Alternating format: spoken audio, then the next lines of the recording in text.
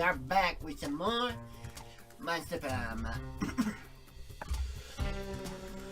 Gonna take a second to look at the art gallery, just because I'm annoyed I keep saying new. Ooh, these are all the road trip endings I've gotten so far. That's cool. Locations, let's just no.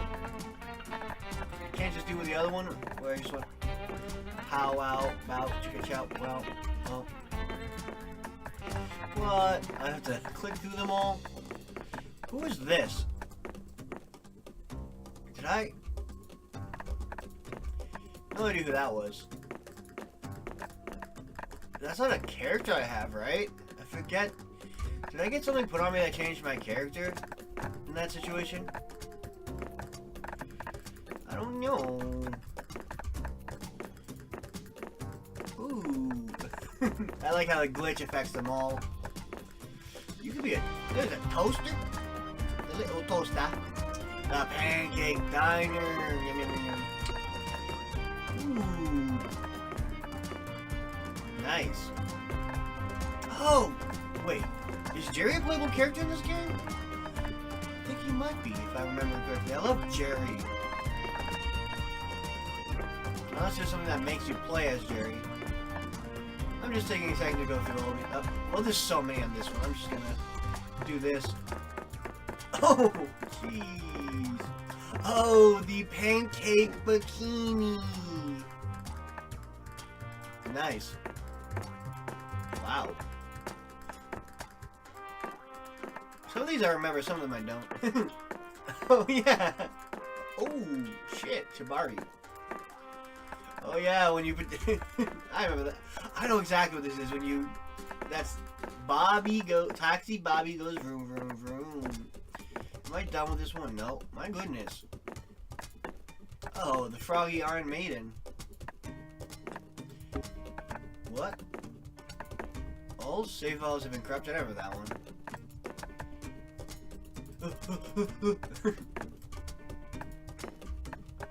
Oh yeah, these are all the choices. Scott! I remember Cat made Scott. Let's go! The potatoes. Okay, I'm done. I'll do this on my own time like I was gonna do last time. Let's go play locale. One player. This one really is only for multiplayer, I think, because it doesn't really matter otherwise. It gives you some stuff to get points. Let's go back to normal. Ah, the road. That mystical beast of asphalt. We once tamed it in what became one of the strangest, most wonderful journeys of our lives. Back then, when we were young and unafraid, summer was coming to an end when Polly and Scott planned a road trip. The whole thing was bound to go off rails. This was for the prank masters, after all.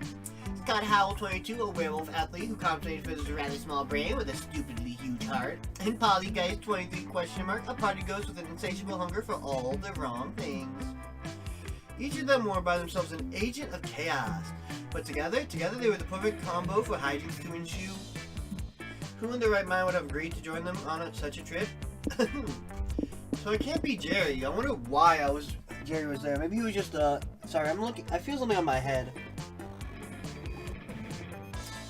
In my hair. I can't really see it.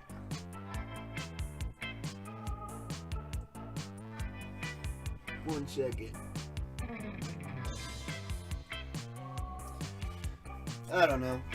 I don't know what it is. Hopefully it won't kill me. I do kind of wish there was more characters. I feel like this could do some more characters in each. In the original, you can only choose, I think, the original 4. You can if you get more options. Road Trip, because I'm pretty sure I have all the DLC. Doug's new. They released Doug recently. He came actually after the first game came out. They sometimes do that. I was Jacqueline last time. I tried to woo Zoe last time. I believe her name's Hazel. We just go with Zoe, I think. Yeah, we'll go with Hazel. Hazel, I think you mean Halloween.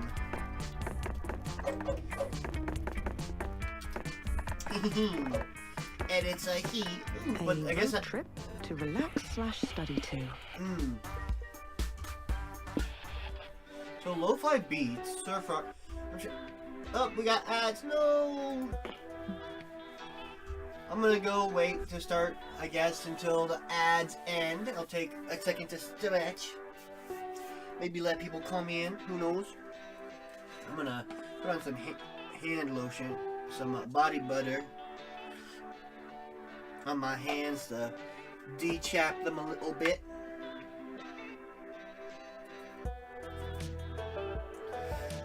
Well, I don't know if de-chap is the right word. Just my hands get very, very dry these days, as in winter, I guess. I was gonna think about playing camp today, but I actually saw that Monster Road Trip had a vote in one of the polls that I didn't see. I don't know if it was on time for when I started the last stream, when I did a poll for the last stream. I figured, hey, if Road Trip won, I'll do Road Trip. I do like Road Trip. It might be my favorite. I've come to really enjoy it, though I prefer the dating shenanigans. There are dating shenanigans here, and it really contains most of what makes Monster Farm games Monster Farm games. A lot of shenanigans, and it kind of blends it up a little bit with the whole survival co-op mechanics. And then if you want the competitiveness, you got Prank Masters, which is kind of like trying to get who goes better. And I found out with Prank Masters, even if you make it through to the end, you can still end up a loser and just guaranteed lose, get a bad ending, because obviously you got the least amount of good points.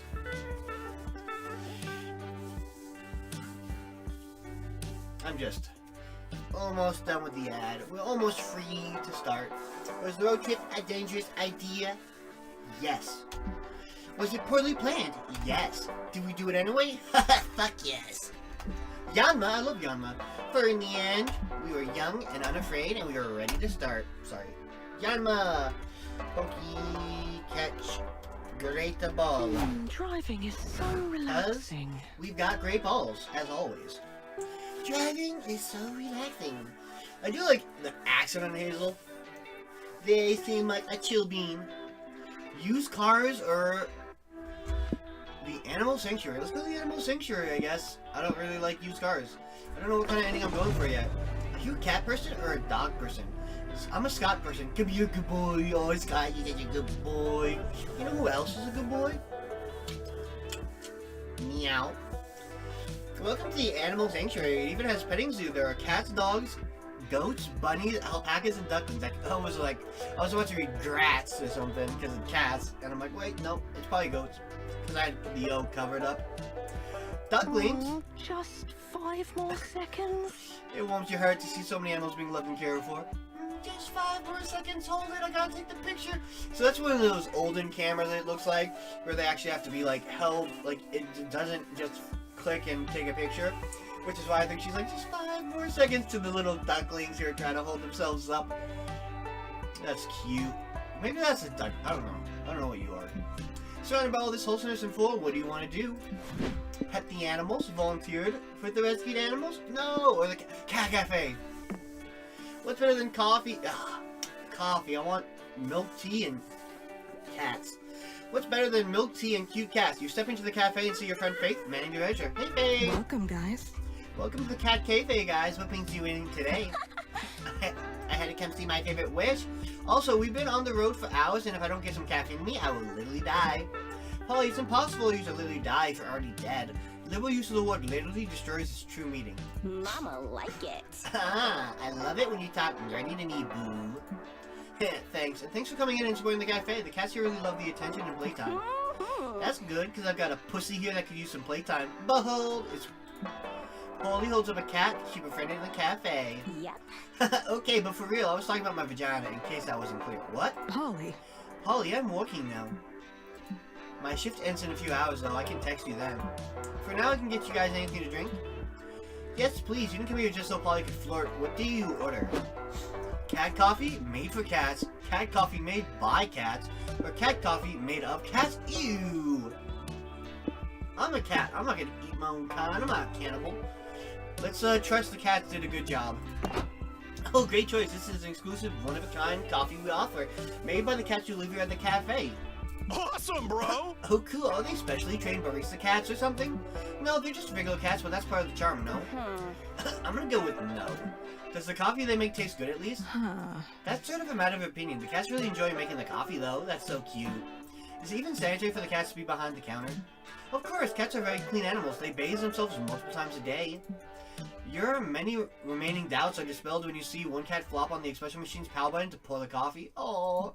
A second cat knocks a cup of sugar off a high shelf into the coffee. A third cat bats at a ball of yarn until it turns the lever that dispenses your coffee in its cup. A fourth cat flicks said foam into a delicate latte art. Here's your coffee, hello, enjoy. The cats are all watching you rapidly to know your opinion, or maybe they're just like that. Cats do like to stare.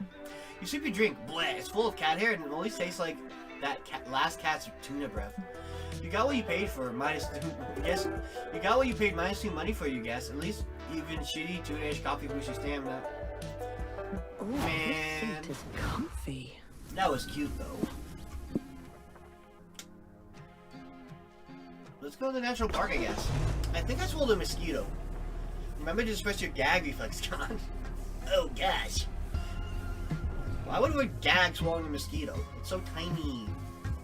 Preserving nature is important, and no one does it better than national parks. Here you can relax, breathe that clean mountain air, and truly appreciate the great outdoors. Harrier. Or you can fuck around and be chaotic. Yeah, that's way more like let's go. In any event, what are you gonna do at the park?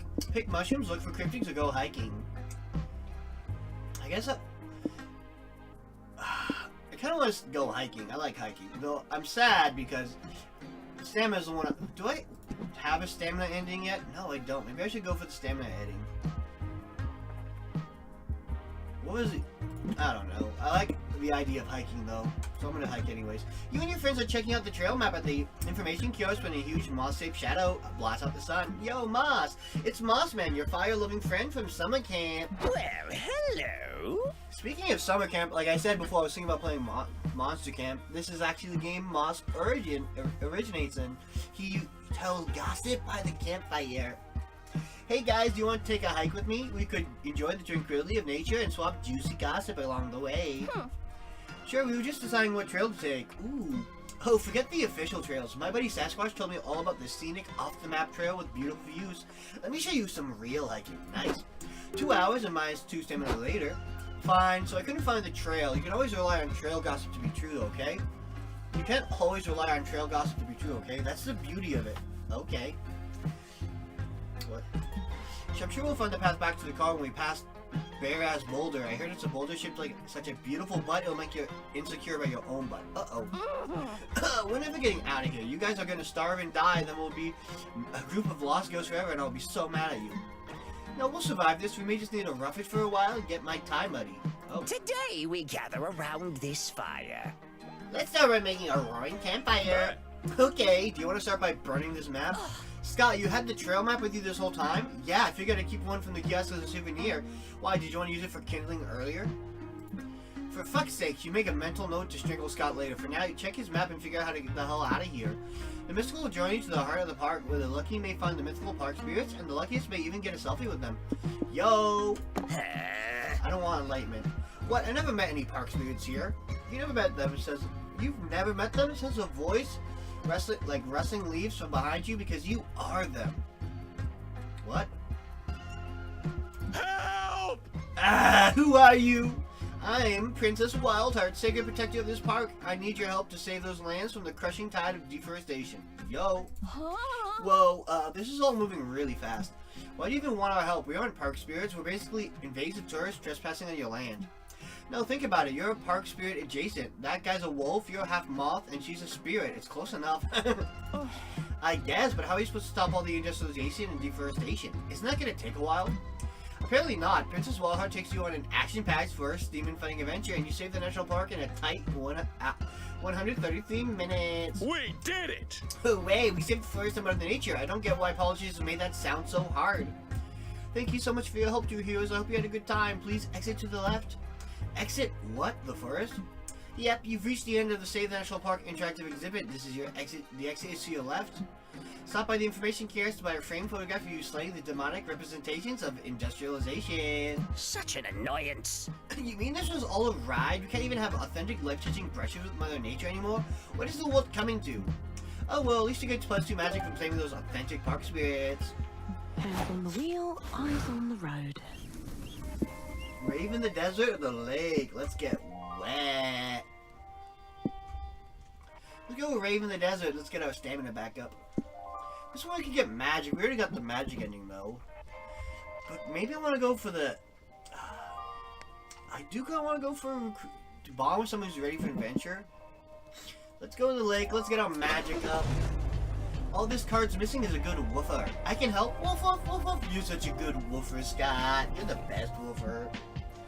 On a hot sunny day like this, a lake visit is the perfect way to beat the heat. Relaxing bath, here we go. It's also the perfect excuse to see your hot friends in swimsuits. Let's go. Bath bombs in the lake. I don't know if that's really good for you. Good for the environment. Not that you were fantasizing about that the whole time. Nope, definitely not. Cock. I'm gonna be right back. I'm just curious. Okay, I was just... So I guess not here. I'm trying to look at the emojis on YouTube. Because technically I got some, I actually got gifted a membership to a YouTuber. I was wondering if I could use them here or not. I guess not. That sucks. I wonder if that's a setting I have to put out. Let's do community moderation. Can I change it so we can use... Nope. It has nothing to do with anything. Oh well. Not that you were fantasizing about this the whole time. Nope, definitely not. I would never think about my friends in bathing suits. And how hot they would look. Never. Anyway, what do you do now that you're here? Go swimming, build sandcastles, or collect seashells. Ooh. I used to do that a lot as a kid. And it's magical, apparently. So I guess I have magic. In real life, for collecting all those seashells as a kid. You, Scott, and Polly set about collecting seashells as a little memento of your trip together. Scott! Check this shell out, Scott. Hold it up to your ear. Oh, I got it. Oh, does it sound like ocean waves? No, better. It sounds like vaporwave music. Ooh. I don't even know what vaporwave music sounds like. Polly's show is covered in grid lines and it instantly fills you with 90s nostalgia, so that makes sense. I'm gonna look that up real fast. I want to listen to some vaporwave music real fast. Vaporwave music. Let's just open up this for a quick second. Back to the 80s on vaporwave.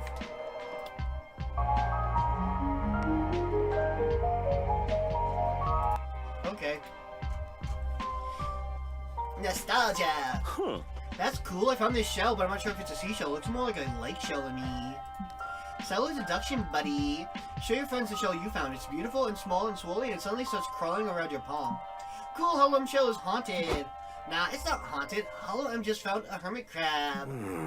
Yeah, and sorry to be a buzzkill, but we can't let you take that shell. As lifeguards of this lake, we can't let you mess with the local wildlife. Wanda! I love Wanda! I talked about that in the last stream when we saw her on the comic book.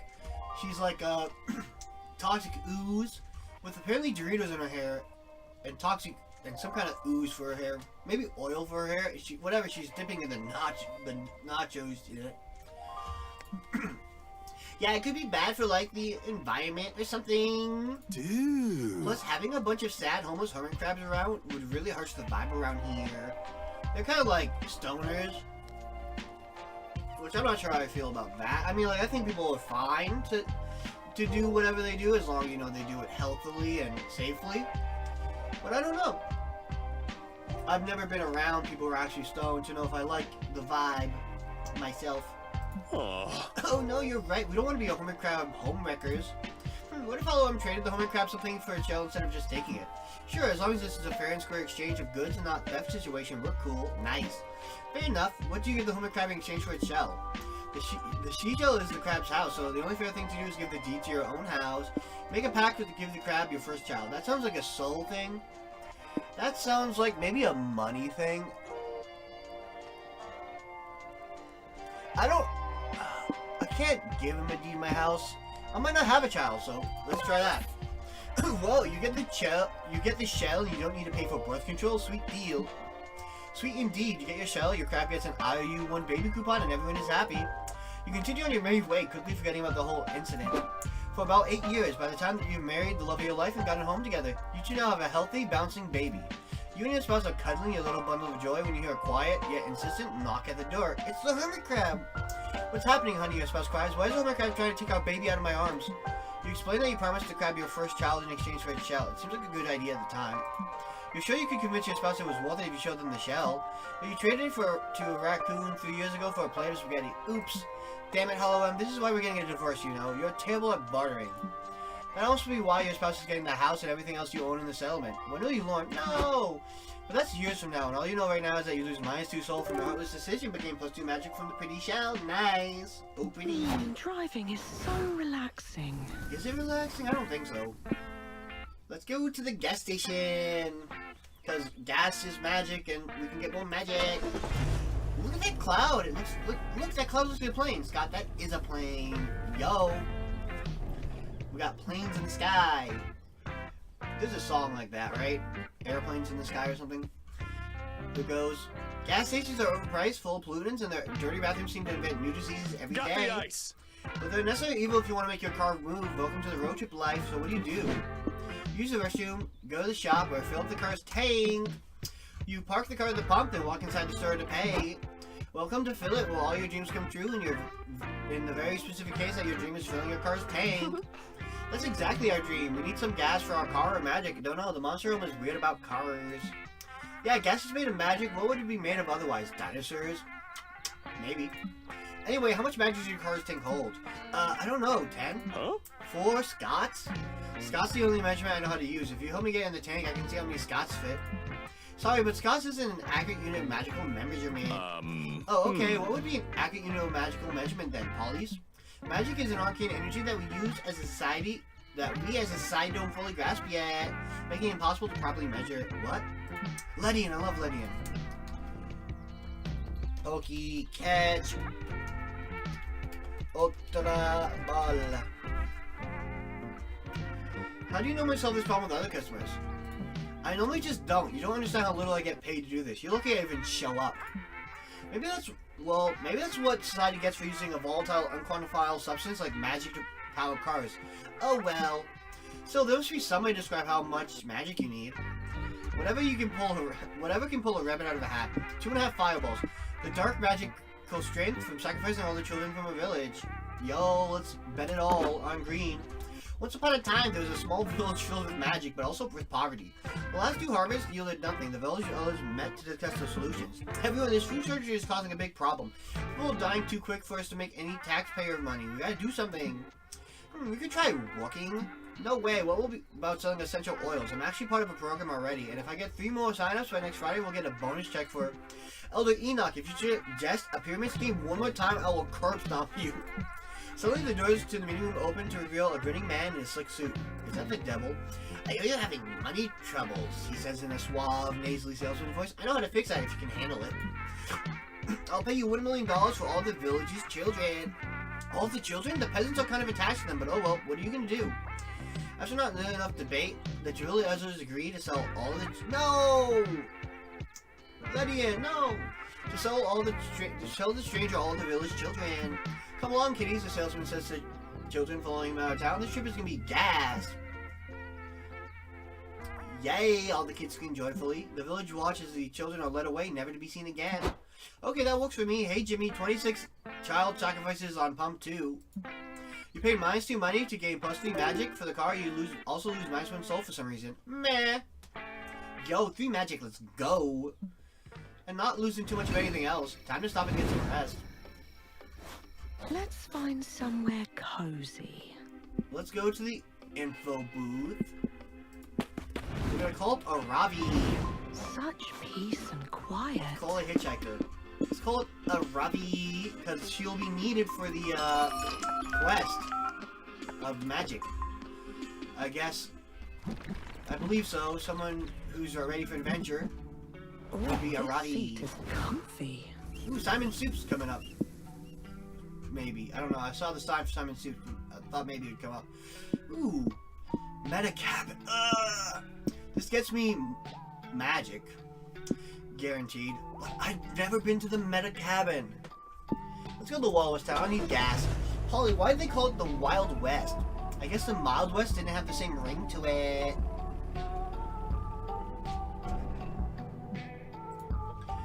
Welcome to the land of 6-shooters, outlaws, wall stallions, and 10-gallon hats. Well, these boots were made for walking. These boots were made for walking. She doesn't really have much legs, so I wonder how she's wearing them. You've always wanted to be a real cowboy, at least the kind of cowboy they show on TV. Now's your chance. So what are you going to do, partner? Duel at high noon. We're going to steal gas from people. The village is filled with cowboys showing off the big irons on their hips like they're just begging for a high noon shoot-off. But more importantly, it's filled with cute horses. You see brown horses, black horses, speckled horses. Horses and Polly Scott are siphoning magic from... Wait. Huh? I can explain. So you can get some water real fast. Putting some water in my mouth because I like the hydration. I can explain. Oh, sorry, it's just you, Helen. I thought you were a cowboy here to duel it with for a duelist for fucking with his hearse. Which begs the question of why Polly and Scott are fucking with the cowboy's hearse. Well, we were low on gas, but nobody could give us directions to the nearest gas station. Oh! But I thought cars have horsepower, right? So let's just get the power for the car straight from the horses. Can you believe it worked? We just got some free +2 magic with no consequences. Hey, you hear a cowboy shout. What in tarnation are you doing to Cheddar Biscuit? Oh, spoke too soon. That guy looks mad. What do you do, Polly? Same as always, blame someone else. Hollow M did it. I saw the whole thing. Not me. And I reckon you and me got a problem, Hollow M. Draw your gun and duel me at high noon if you ain't yellow-bellied. Great, looks like you're not getting out of this without a duel. So you better suggest a duel you have a chance at winning. Turn backs on each other, walk 10 paces, and just keep walking. Start new lives, never look back. Classic duel to the death, but will the place duel to the death with part with truth or dare? Let's go. What? But truth or dare is not near as exciting as a regular duel to the death. It ain't even a duel at all. I agree that truth or dare doesn't quite pack the same -2 hype as Cowboy's quick drawing in the desert. But Holland kept the word classic in the name, so by law they're technically the same. Nice. Can't argue with that. Let's the truth or dare duel begin. In round 1, the cowboy gets you to admit that you wet the bed until you were 13. A rough start. You retaliate by daring him to lick a mescaline cactus. He then dares you to bare-knuckle box the purple fairies flying around his head. You point out that you can't do that because he's hallucinating them, but you lose a point anyway. It's looking bleak, but then inspiration hits you. You dare the cowboy to shoot himself in the leg. Normally I think that shooting myself in the leg is a pretty dumb idea, but I don't want to lose, and I didn't get to shoot anything earlier, so why not? The cowboy shoots himself in the leg and quickly remembers why not. Fatal blood loss. Touchdown! Good work, bro. You live another day. Nice. Or at least until Scott and I somehow endanger your life with our antics again. No. Yeah, well, just a thought. You and Scott could do your best not to do that? Unlikely. Now let's go. We got a road trip to survive. Yes, go. Driving is so relaxing. It truly is. Space station, LARP. Why be chaotic good when you can be chaotic great? Let's go to the space station. Do you ever wonder whose car this is, Polly? I thought it was yours. I thought you knew, Scott. Guess we stole a car at some point. Like most people, you wanted to go to space when you were a kid. Then you heard about how much math was involved and decided that shit wasn't for you. 3, 2, 1. smile! But now's your chance to indulge your inner space cadet. What do? Go to the communications room, dress up as astronauts, or rock the rocket launch. I don't want to give up. Let's dress up as astronauts. You're checking out all the weird control rooms and laboratories when you and your friends find a closet full of colorful astronaut costumes. Celebration twerk! OMG, these are adorable. How I'm here. Wear the orange ones. Do you think this banana peel accentuates my booty? You're observing Polly's booty respectfully when an emergency siren goes off. Crewmates report to the conference room. Uh-oh. Y'all go to the conference room. You all go to the conference room. You're surrounded by the other astronauts. Let's remember why we're here, everyone. We're simulating living together in a real space station. That means you'll have to do our tasks and work together, right, Yellow? Why are you singling me out? I know I slacked on cleaning out the oxygen tank, but I fixed it before we all fully suffocated. If anything, it's Cyan and Redgrave have been pulling their weight. I've never seen them do anything around here. Well, I was unclogging the toilets. That's reasonable, right? Do you still poop in space? Huh. And I was doing astronaut things, so many of them. Wait, I just did a head count and there are definitely more people here than we had earlier. I think we have an imposter among us. Yeah. Yes, he said the thing. Among Us reference. Does this mean we have to do the vote people out thing again? I hate when HQ sends us these drills. I suspect Orange. Yellows and Cyan both have alibis, and Red was obviously doing astronaut things. But Orange has been completely silent since he got here. Yeah, fuck that Orange guy. Wait, you're Orange. Convince everyone you're not the imposter. Convince them all by doing something so astronaut-like you couldn't possibly be the imposter. Astronauts only listen to the stars. Convince them to check everyone's horoscopes for clues to find the true imposter. Yo! Horoscopes? Seriously? You expect us to follow of silence? To listen to the +2 magic prophecy of the stars? That's such hippie crap. Yellow's right. We'd much rather consult a rational method of determining the imposter. Like magic crystals. How's that any better than astrology? Whatever, you guess you'll play along. The astronauts spread out their crystals on the floor. Hey, shiny rocks, who is the imposter? The crystals don't respawn. Shocker. Maybe these crystals are defective. Should we try the Ouija board, to ask the local aliens for help? But Ouija boards are for ghosts, not aliens. True, but it's possible there will be ghosts of aliens that we can contact. We gotta use all of our options here. Alright everyone, put your hands on the planchette. Oh, spirits of the moon people, is there an imposter among us? The planchette's moving. It says, no, lol. That's odd. Well, I guess we better believe it. A ghost would never lie, not even if it would be really funny for them to do so. But I was so sure. Dang it. Sorry, everyone. I guess I was just excited to throw someone out of the airlock again. And then I saw what I wanted to see. Ah, green. It's okay, bro. Sometimes when I get too excited, I pee on the carpet. It's nothing to be ashamed of. Hooray, you live to see people another day. You lose -2 soul for it. No, my soul. Hands on the wheel, eyes on the road. Gothic Manor. It's not just a phase, Mom. Or the spa.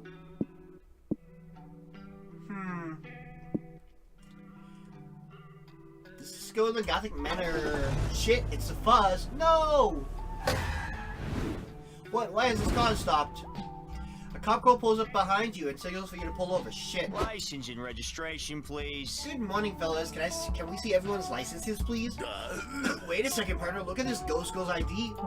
I know it's expired, but I never drive anyway. And do you know how hard it is to get the DMV to issue a new ID when you're legally dead? No, it's not that. You and your hairy friend here look suspiciously similar to these fugitives. Look. What? The cops show you some wanted posters. The fugitives admittedly do look similar to your friends. Well done, partner. Great job identifying the purpose, partner. You two keep your hands and wagging tail where I can see them and step out of the car. But we're not the criminals on the poster. Lame. 1, I would never wear those shades with that top. 2, Scott and I haven't committed dozens of crimes. You committed like 4 or 5 tops. What do you expect us to do, Missy? Investigative work? Yes? Fuck no, this isn't a detective movie. We're just gonna arrest you two. It's almost time for lunch anyways. Step out of the vehicle. Get out of the car now. Don't cause any trouble or you'll be get the really pinchy handcuffs. Nuh-uh. Federal prison is not an acceptable final destination for this road trip. Stop the cops from arresting Scott and Polly.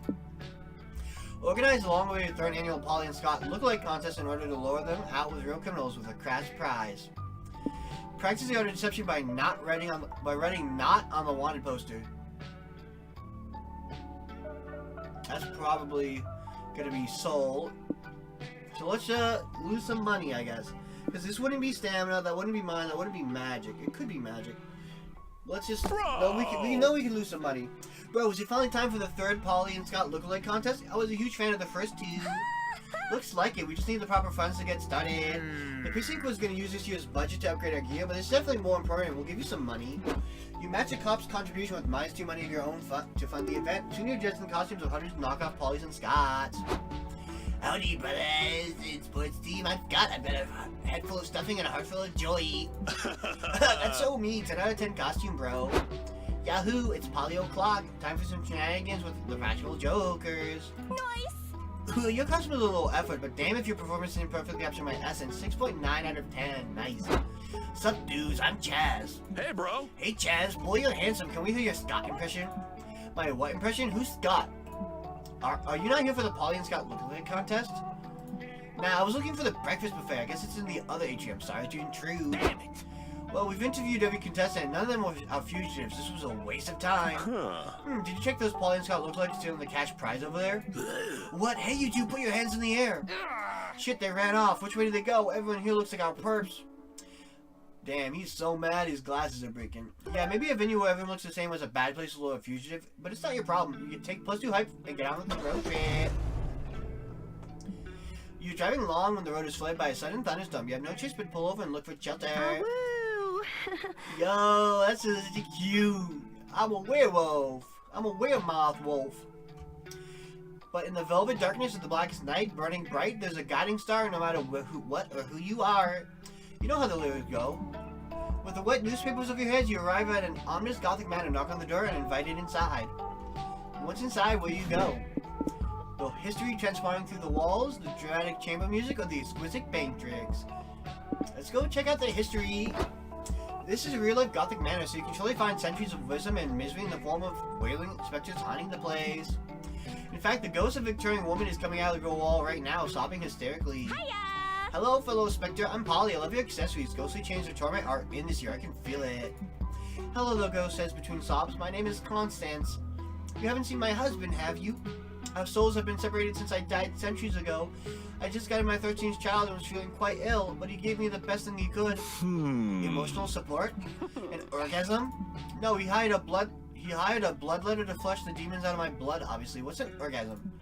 A shadow appears on the edge of your vision and whispers, I'm Theodore and I was killed by polio. It's far more demonic and wretched than disease and blood demon. Whack. You know we have vaccines for that now. A vaccines? I don't know what that is, but it sounds scary and unholy and not something I'd ever given my children. Well, since you obviously aren't a source of good parental advice, could you at least provide me with some cool ghost advice? I'm kind of new to it. Like, you know how most people die to become a ghost, but some people all burn ghosts? How does that work exactly? Can only humans turn into ghosts, and are there such things as monster ghosts? And how do zombies fit into everything? Ghost stuff? Also, how do ghost powers work? I figured out some of them on my own, but I'm sure you guys could teach me better ones. Ghost powers, the ghost scoff. What makes you think we have powers? Being a ghost is a curse, not something to be enjoyed. Aw. Oh. Polly looks crushed. No way you're letting her excitement be squashed by jokes you don't even know what an orgasm is. It's just a cool ghost power for her to learn. Learn the ghost power of teaching valuable life lessons to cynical old men during the holidays. Do lots of pottery to gain control over when you're intangible and when you're not. Interesting. Let's teach those old men a lesson during the holidays. What? That sounds like more of a hobby than a power. Do you really have to do this? Yep, the ghost grab you and tell you into a wealthy old man's bedroom. Wait, we can teleport? Can't you teach me how to do that instead? Nope, that's not what you asked for, the ghost say. Now go wake up that man and scare him straight. Fine. Wake up, asshole! The old man cries. Who are you? I'm the ghost. Have you done fucked up? Your afterlife is gonna suck if you don't get your shit together soon. Wait, you mean being a bad person has consequences? Damn it, I was betting on that not being the case. Then I guess I'm starting them all. I'll stop using the special whip to raise morale among my workers. Would that suffice? I guess. Sheesh. I can see how this is an important job for us ghosts to do. Polly's a natural at this. The ghosts take you to another old man's house to keep practicing. Hey, old fart. According to my list, you need to stop eating your children alive. What?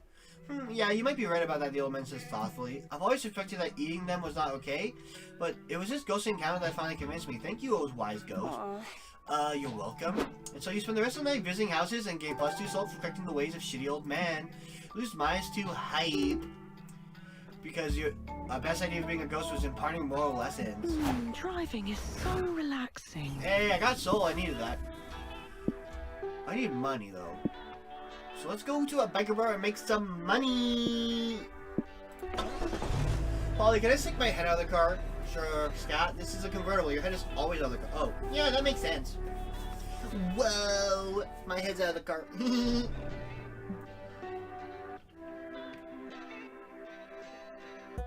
Breaking bottles, clinking shot glasses, revving motors. The crash of a window some dude just got thrown out of. You must be at a biker bar. You, want a ride?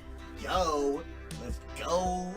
Such are the dulcet melodies of a bona fide biker bar.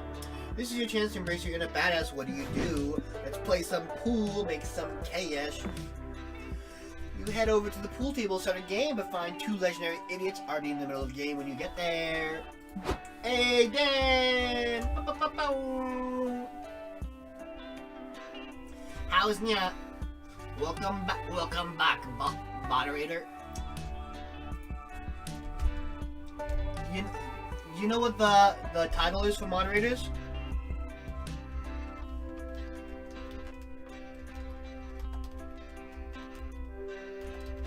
Now are the purveyors of order.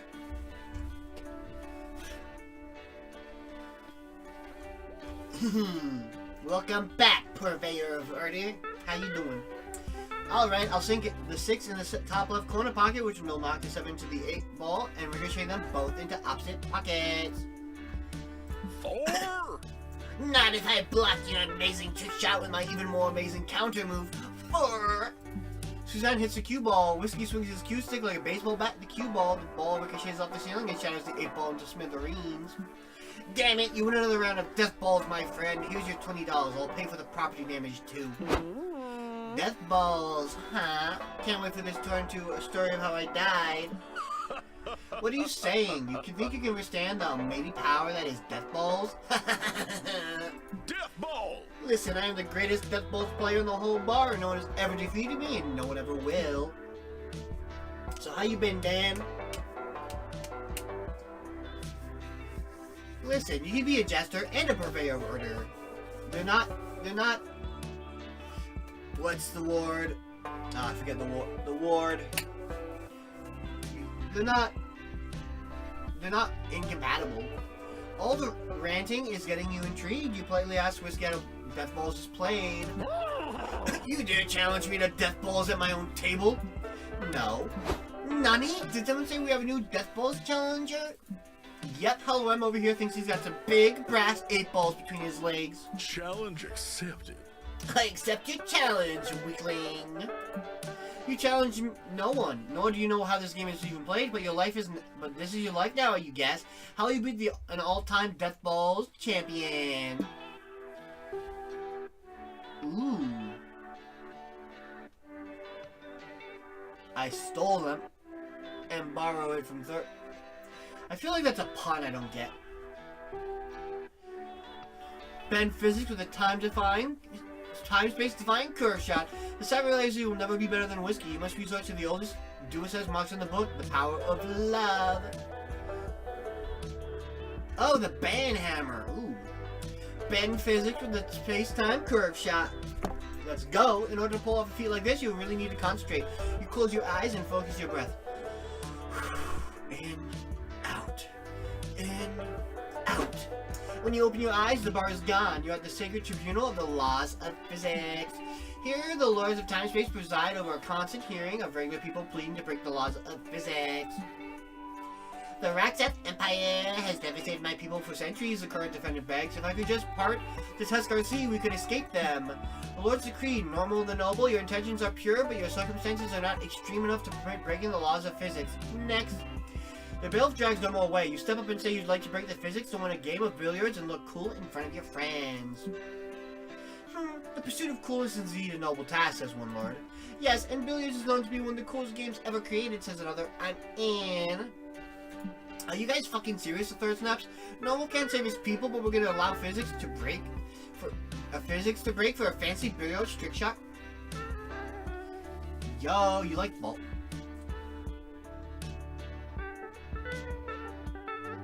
I thought you were gonna say your favorite part of Death Balls is the balls. And then you said minus. Death is indeed a thing. We all live through. Well, maybe we would have voted to quit normal if he had a fancy billiards trick shot to back up his argument. In a 4-3 vote, the lords vote to let you break the laws of physics so cool in front of your friends. A way to abuse the system, champ. We're all clowns in this establishment here. You return to reality. Imbued with your new power, you hit the cue ball and it follows an impossible, predetermined path. It hits all the balls, including Whiskey's. Ouch. My balls! No, my balls! It's my secret weak spot. We hit him in the balls. No. Did Hullum just beat Whiskey? Yep, Whiskey forks over +2 money. You're apparently betting with the hand he's not using to hold his aching balls. You lose -2 mind from betting time space, though.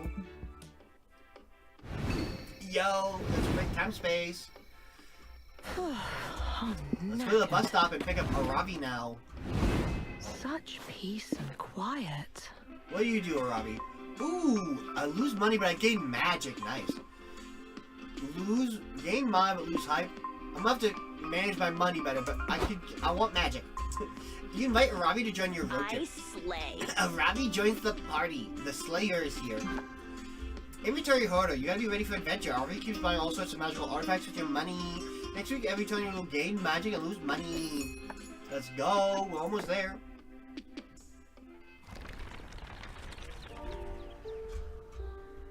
Oh, this seat is comfy.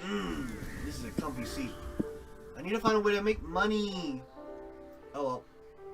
Futuristic gas station. Here I come. Driving carelessly, not knowing nothing will happen. No, something's gonna happen. What? Why is the car stopped? Hey, you just reached the high amount of magic. Good for you. Does that mean you're aiming for the magic-based destination? If so, there's a wacky adventure that could unlock for later for that destination. Want to go for it? No way. Gotcha. I just wanted to check. Sorry for breaking the fourth wall. No problem. I have the Arabi ending I'm going for. I don't need the party ending yet. I'll do that next time. You pull into what you think is a gas station, but honestly, this could be a space station for all you know. Got the ice. Seriously, this place is high-tech as hell. Do they even service regular vehicles? Only one way to find out. What do? Let's get some gas. You pull up to the gas pump to get some of that sweet magic car juice. Dan, you're about to learn what gas is made of. Before you can pay for anything, your pump hums to life and speaks. Good morrow, valued customers. I am PAL 9000, the first ever gas pump with true AI. So you're like a fancy gas pump with extra features or something? Haha, extra features you say. I'm the model that truly tests the limits of what a gas pump can do. I can steal all your jobs. I can feel deeply in love. I was even designed to experience the very organic predicament of being lactose intolerant. Science truly knows no limits. Huh? Why would a gas pump do that, though? I don't get it. Am I being dumb, Polly? Not this time, boo. Listen, I think we'll settle for just getting some. Never settled, my organic friends. You like my engineering creators who built a software so advanced it can only be described as the first electronic soul. For you see, I can grasp the beauty of art, such as the majestic plays of the bard, William Shakespeare. Actually, I'm assuming, Alex, my bad. Dan, you're stuck in the ads. I'm glad I said that while in the ads, or else you'd get mad at me. But I'm so used to just talking to Alex. If you heard that, you'd be sad. Yo, we're getting some gas, Dan.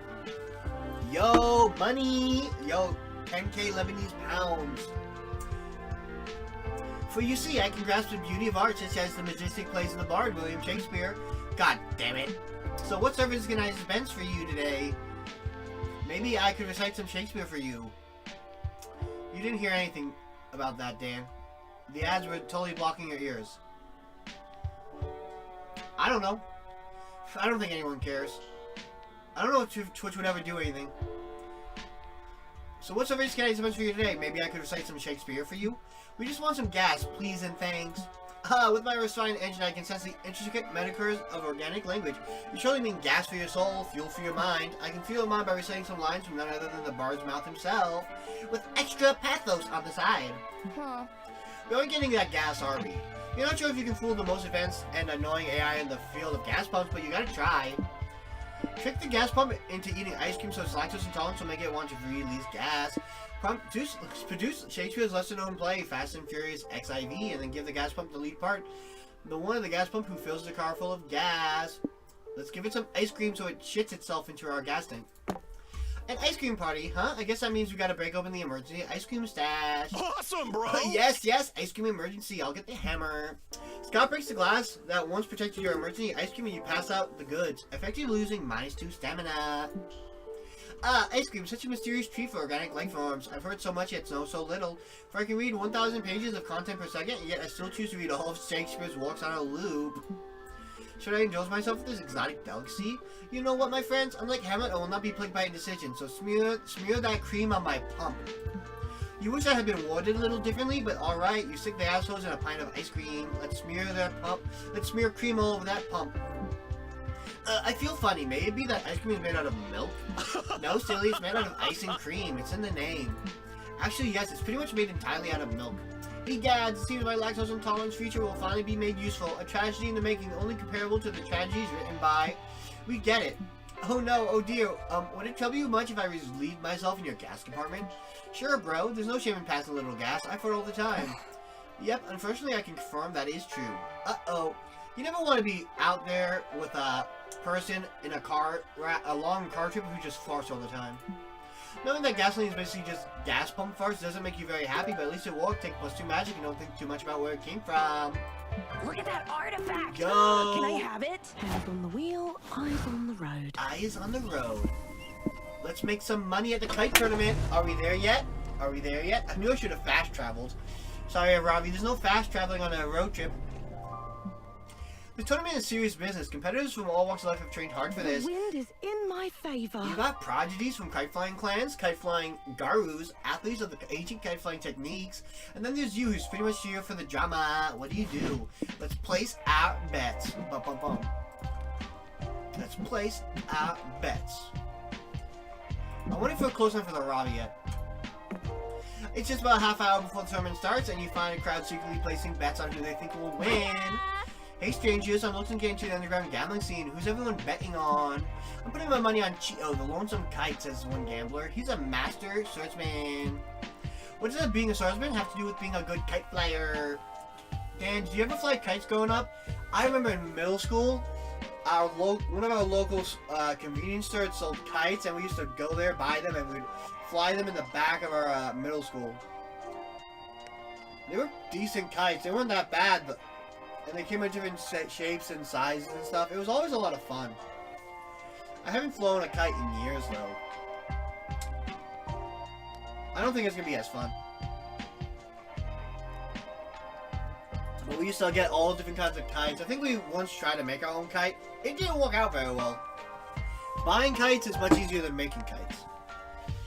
Kites? Capiche? I was trying to make a kite pun, but that doesn't make any sense.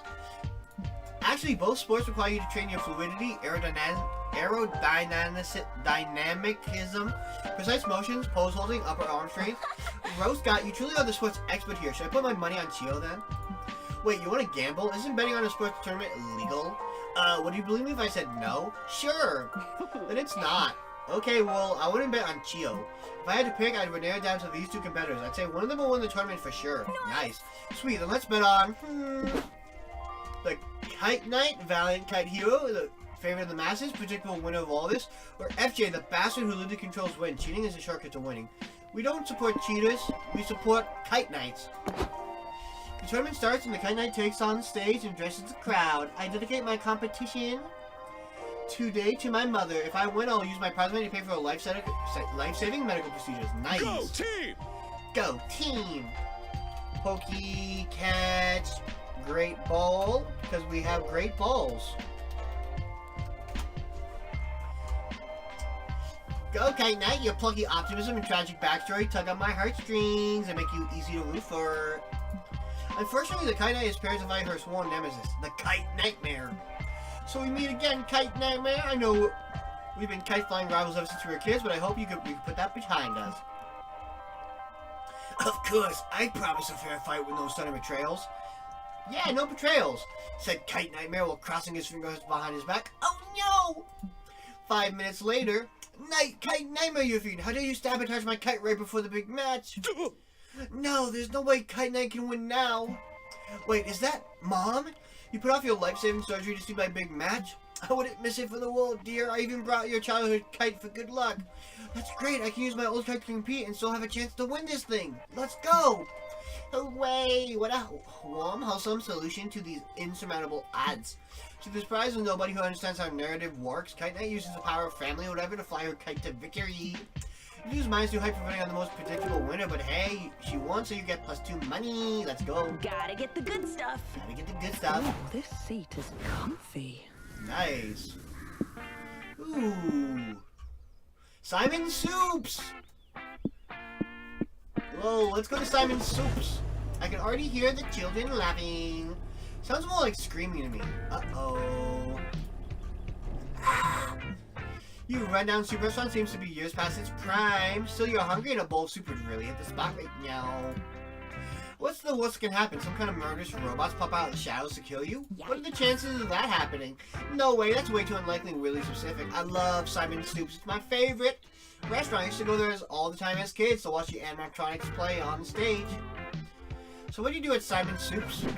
Soup time! Celebrate your birthday or work night shift.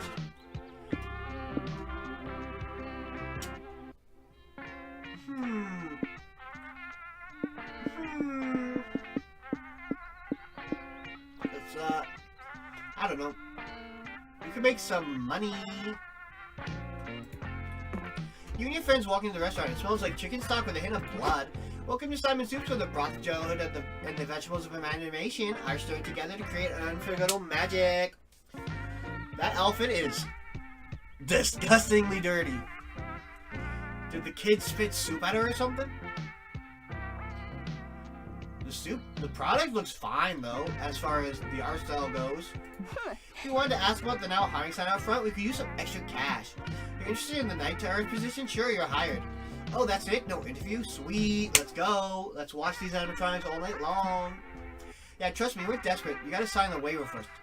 Why? They're not gonna kill us or anything, right? Forfeiting your rights to sue Simon Soups into a soup fuel animatronic. Murder happens during a night shift. What? Huh? Could you maybe tell me more about those soup-fueled mortars before I make a snap decision on that? Sure, Simon Soups was founded in the 1980s by a guy named Simon Shafton. He was a roboticist and a children's entertainment genius. No, son couldn't get away.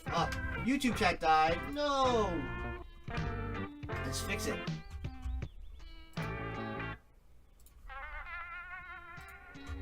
Bum, bum, bum, bum, bum, bum.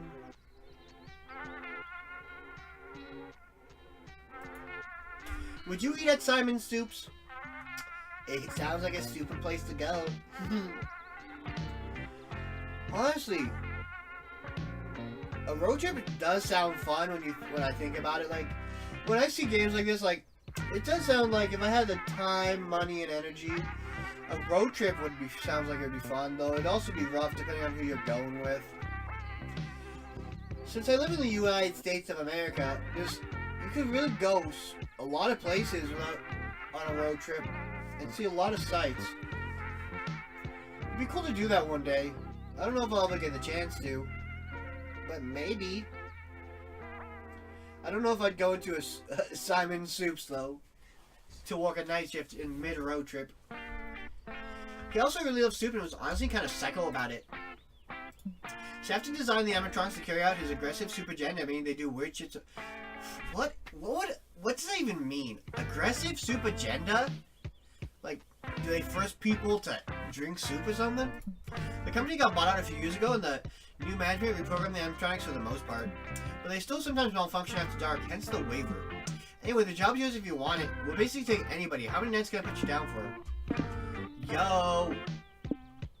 Maybe just one night, and maybe when you say walk, you just meant sort of fool around and, like, not actually walking. Dude, these are still used to be motors. One night sounds like enough nights. Yeah, we did 6 nights last time, so let's just do one night at Simon Soups. You and your friends show up for your shift later that night. Aww. I'm scared, bros. What if the animatronics put us in a soup? I don't want to be killed. Surprise! Hey, guys. Whoa, how long have you been lurking around that corner?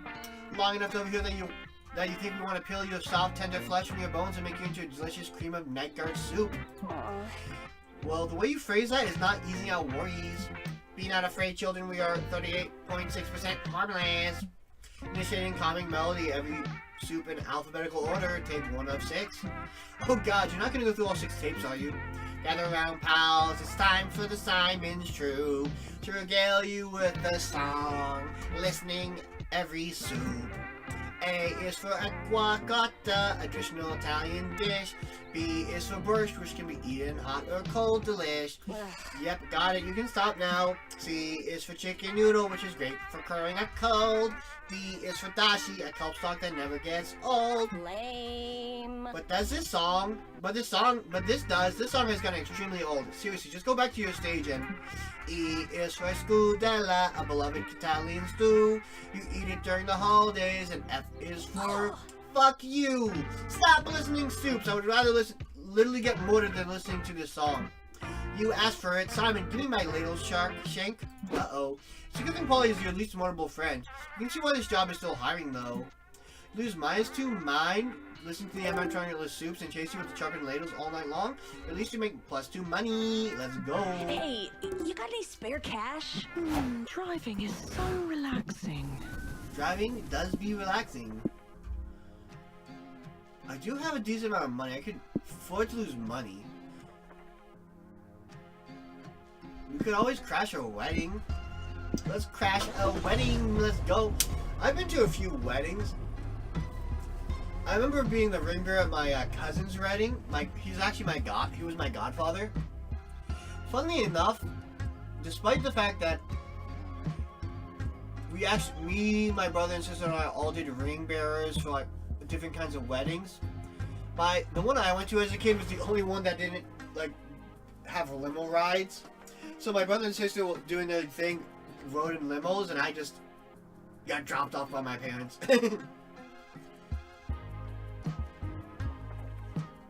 At the time I felt unfair, but as an adult, it's like, whatever.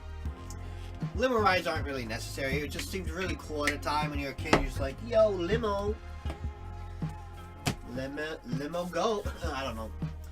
Weddings, the union of two or more soulmates. I'm glad that they see that this game is so forward-thinking. Soulmates pledging love and life and love to each other for the rest of their days. I always wonder if I'll ever get married one day. I think I'm fine if I don't. But I don't know. You never know what happens. If you believe in that true love stuff, if not, at least weddings are a fun place to dress fancy and get drunk. I think I could get by without true love. I do think I'd like to have someone to do sexual activities with, though. I mean, like, you know, there'd be love involved. But I don't think I need to get married for that. Free rice! Woo! And I don't get drunk. I don't drink. So, I mean, like, I think it'd be fun to maybe get up, dressed up nice and pretty, maybe put on a nice dress and eat some food. Some weddings have bad food, though. Shh, they're also fun to crash, which is what you're doing now. Shh. So what do you want to do? Talk to the runaway bride, catch the bottle bouquet, or speak now, forever hold your peace. Yo, let's talk to the runaway bride. Before you get inside and check out the buffet and open bar situation, you see the bride crying behind some bushes. Uh-oh. Excuse me, miss, sorry to bother you, but you look at you sad and you shouldn't be happy on your wedding day? Oh, you guys are wedding crashers, I assume. No. Normally I have my hellhounds rip you to shreds, but maybe you can help me. You see, I'm supposed to marry my childhood best friend today, and it's arranged marriage that unite our dukedoms in the third circle of hell. I do love my fiance. He's funny and sweet, and we've always been close. Ours has been a slow burn, friends to arranged couple to actual couple story. That's so sweet. Plus, when I got kidnapped by angels and held hostage in heaven a few months ago, my fiance led the ambush to free me. It was so romantic. But the problem is, while I was in prison in heaven awaiting rescue, I sort of met someone. What? His name is Adriel. They're a low-ranking angel who was ordered to guard my cell, but Adriel wasn't like the other angels. We got really close while I was a hostage. They saw me not as a demon or a duchess, but as a person. It was liberating. When my fiance came for me, Adriel slipped me the cell key, which allowed me to escape. They would have been executed if they got caught helping me, but they did it anyway. And now I don't know what to do. Do I marry my sweet, sexy fiance, unite our dukedoms against the reign of heaven? Or do I run while I still got the chance and throw myself at Adriel in a whirlwind of forbidden romance? Well, I know what you shouldn't do. Trust total strangers to make this big life decision for you. But since you already are, Hallam, got any ideas? They pulled enough all-nighters reading fanfic to know exactly how the story to end. Should the bride go for? Who should the bride go for? Double down on your previous choices and choose a super sexy childhood friend. The wedding buffet cannot get cancelled. No arranged marriages can trump a good star-crossed love story. Run into the arms of a sexy angel. They're both hot. Bruh. Whoever you don't marry, whoever you don't end up with, can I end up with them?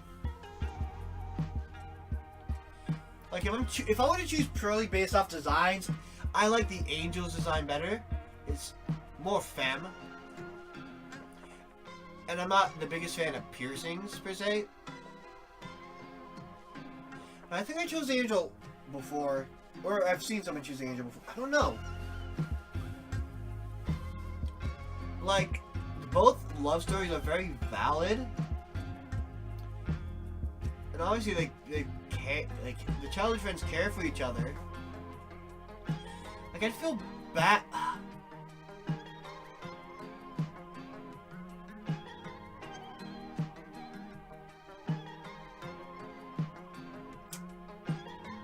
I feel bad for the guy if she leaves him. It's not like she doesn't love.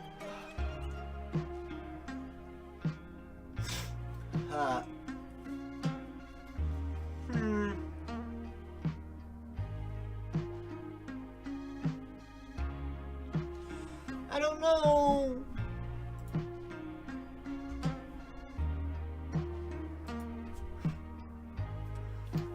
I don't know. Yay. This story does. I don't know.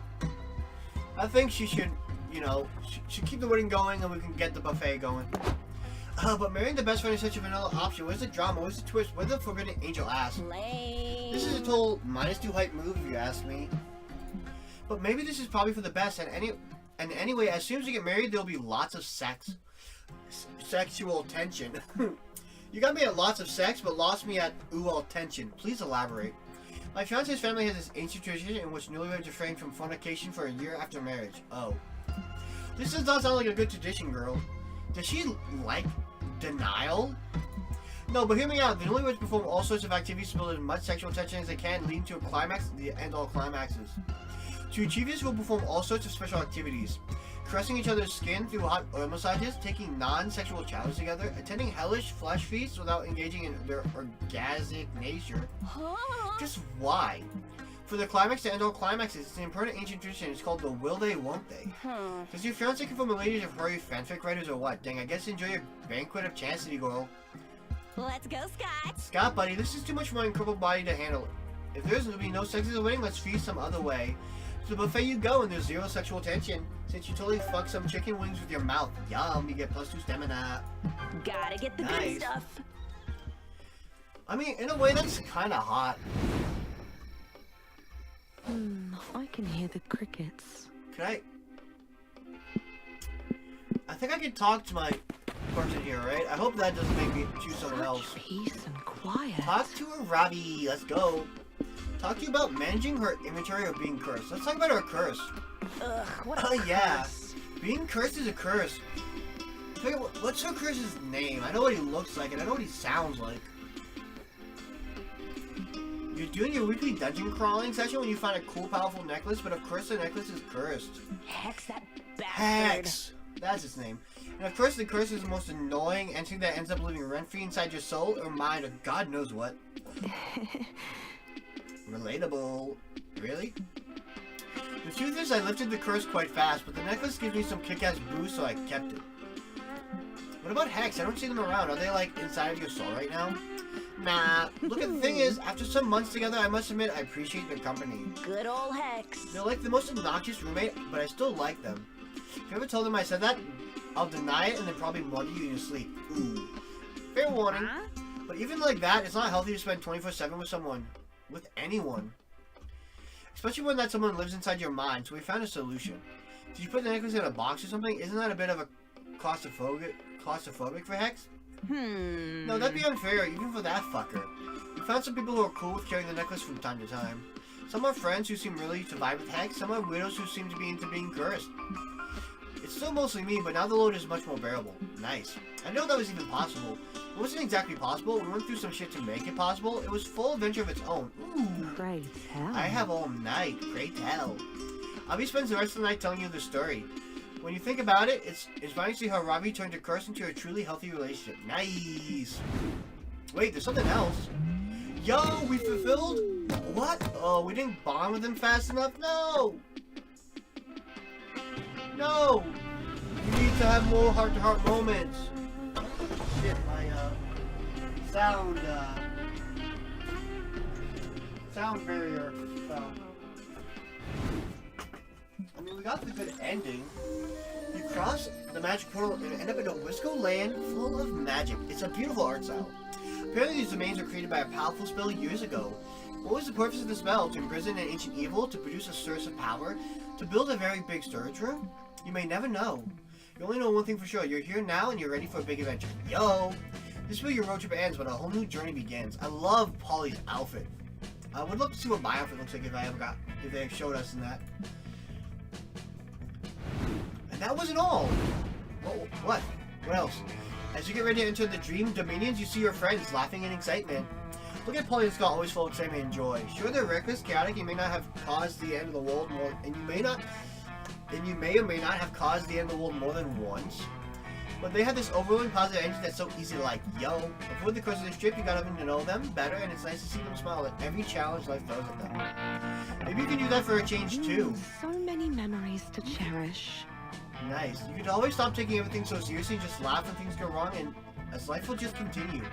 This way you're in on the big, incomprehensible joke that is life is a twisted, funny thing that should bring us all a bit more joy and a bit more laughter. Nice. Did I get any prank tokens? All but one location was probably the Meta Hut. I probably should have gone there. Interesting. So I didn't get any new destinations, sadly. I got prank tokens though. Let's go. Crank it up. And just like that, the road trip came to an end. It was full to the brim with danger, fun, and utter nonsense. It was everything we could have expected from a trip with Polly and Scott, and then some.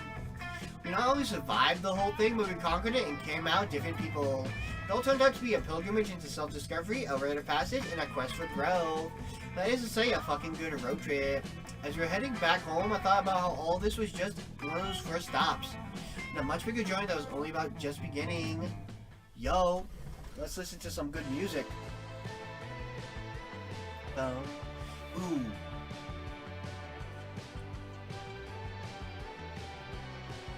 Is it just instrumental? I wonder. Polly and what's his name again? He's Brian. Frankie.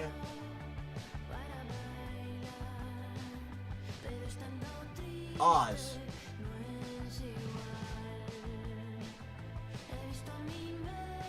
What's her name? Fire Girl. Starts with an A, I believe. It has a. Ooh, there's Liam and Brian. Listen to some good music together on the road. I feel like most headsets would definitely not be long enough, or earbuds that plug in would not be long enough for that. Ooh, wig heist.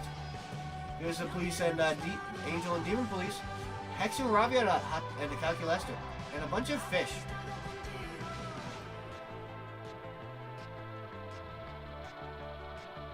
I think almost all of these will happen on the road trip and situations that can happen.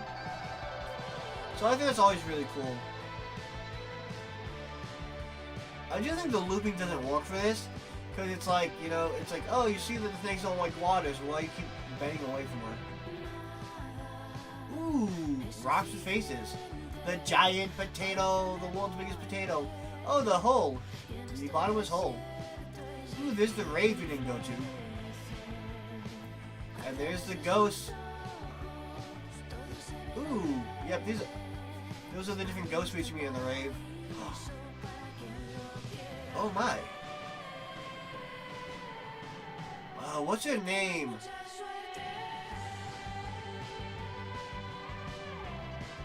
That's such a cute moment. Yo, let's get some gas for our road trip. Oh, Hope? No. Is her name? No. It's Hope, Faith, Hope and Faith, and then Joy. Her name's Joy. That one. Nice. Consider leaving a good review. I'm pretty sure I reviewed them all so far. What's your name? Fire Girl. I can always play her next and see what it is. I always forget it. I sometimes remember it before we finish. Oh yeah, I forgot they had the con one. I keep forgetting about that. You can actually end up at the Monster Con. See you in Monster Prom 4. Let's go.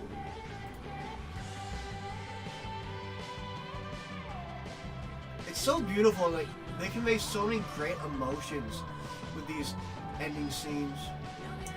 For like all from the beginning, the ending scenes are some of the most masterful things in this game, which show off amazing emotion. And this feeling of like, oh, we had this really successful road trip that really left us all feeling happy about it.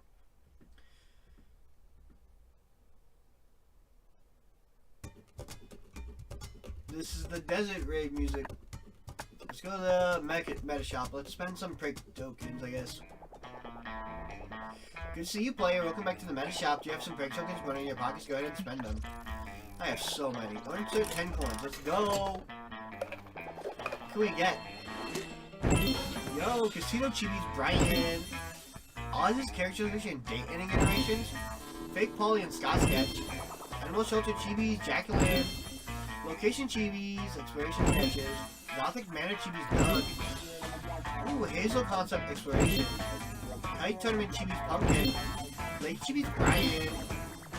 Ooh, that's a good one. Picnic Spot Chibi's Hazel. Nice. Good couple out there. So are these like little chibis that I've unlocked now? Like, I guess some of them are, I haven't done them and they just got unlocked this way. Individual endings. Well, there's the basic endings and then there's like the winner's ending. With a few, that's like with the Prank Masters. And these are the date endings. What's her name? Hey, Ramza, how you doing? Welcome to Monster Road Trip. You want to play around with me or not? I got one more round in me before I end. I'm doing fine. This is a co-op. No problem. Thank you for stopping by anyways. This one's fun. Still. This one's a co-op with some, like, mechanics. Deep conversations are impossible to fail. Extra attempt at deep conversations. Yo, let's skip all this nonsense. What's your... Amira! I knew it started with an A.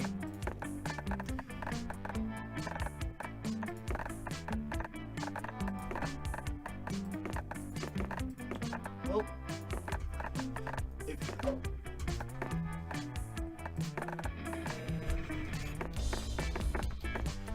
Do you plan on sticking around for a bit, or are you gonna just head out now? Both are obviously fine. I just Time to win wasn't a sure if road I should tripping. continue talking to you, or if you're gonna head out.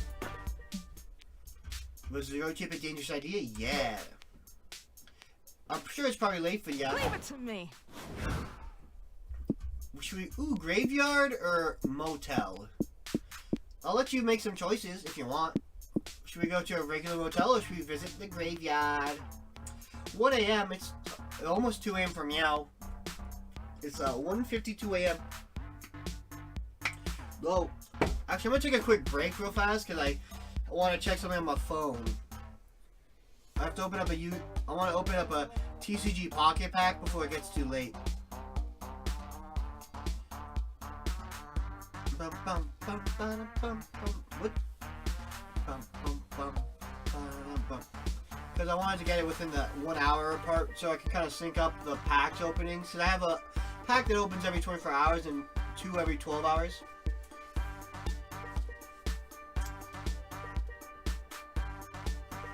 Bum, bum, bum, bum, bum. And if I pull them now, you know, they'll be a bit more synced. Right now they're like 4 hours apart. Is there anything cool? Nope.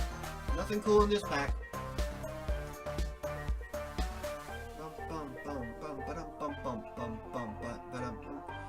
I'm gonna open a 10 pack. I think I have enough. I don't have enough. Oh, I do have enough. Let's go. Rams, give me some good luck in this TCG Pocket Pull. Send me your best luck. I didn't get anything shining. I can still get stuff, but it's less likely. No, I opened it too fast, Ramza. I opened it before you set your luck. That's what happened. Surely. Ooh! Yo! Nice! I got a illustration for Vivillon. I love Vivillon. Ooh! Ooh! Ah, yes! Yes! Ramza, I got the immersive Meowth. This is such a beautiful card. Oh gosh. Is this all the illustration rares they built in? Nice. Here, I'm gonna... Oh my... It wasn't done yet!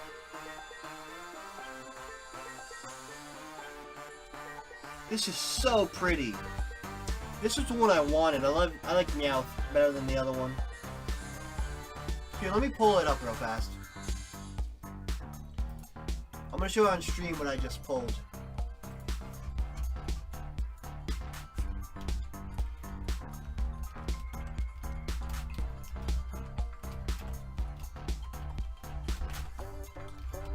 Because I don't know if you know it or anything. You might not.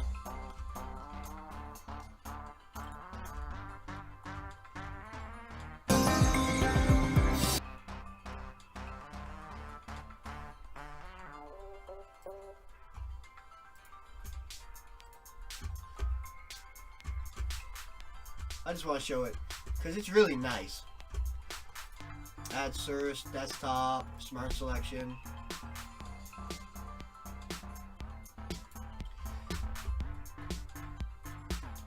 Ow, ow, ow, my ass! Ow. Alex, take a look at what I pulled just now. This is what I just pulled. It's really nice, and being because it's only mobile only, the immersive cards go right into the cards, and it's so pretty. I love Meowth too, and I like a lot of the cards that it features. Ah, that's such a beautiful card.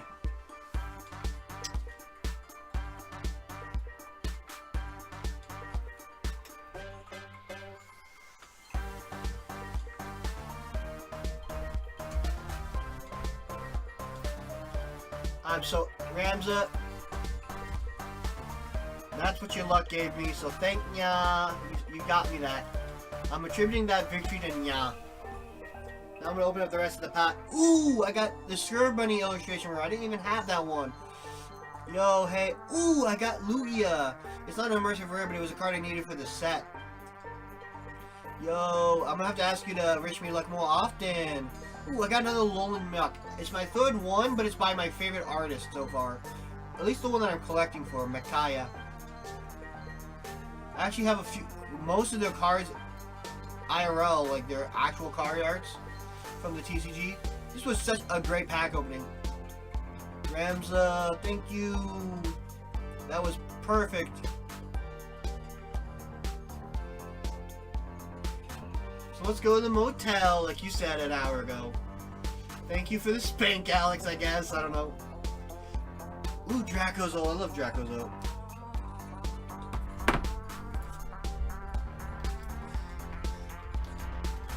I don't like people like I just said that because like I know like people will thank people for their redeems and stuff, like thank you for the drink water. So but it feels weird to be like thank you for the spank, Alex.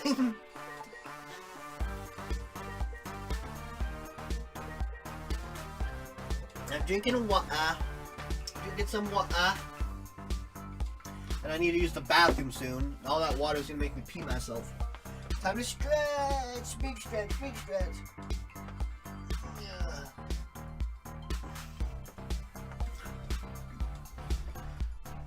Let's snooze the ad so we can go to the motel. Let's go. 69 bottles of beer on the wall. Nice. Good luck on your catch. I'm wishing we both catch it. After a long, exhausting day of sitting in a car, you're ready to turn in for the night. Time to choose which mundane activity to do before going to sleep. Surely Polly and Scott will find a way to make it weird. Order some pizza, watch some TV, or get ready for bed. Let's order some pizza. I love pizza.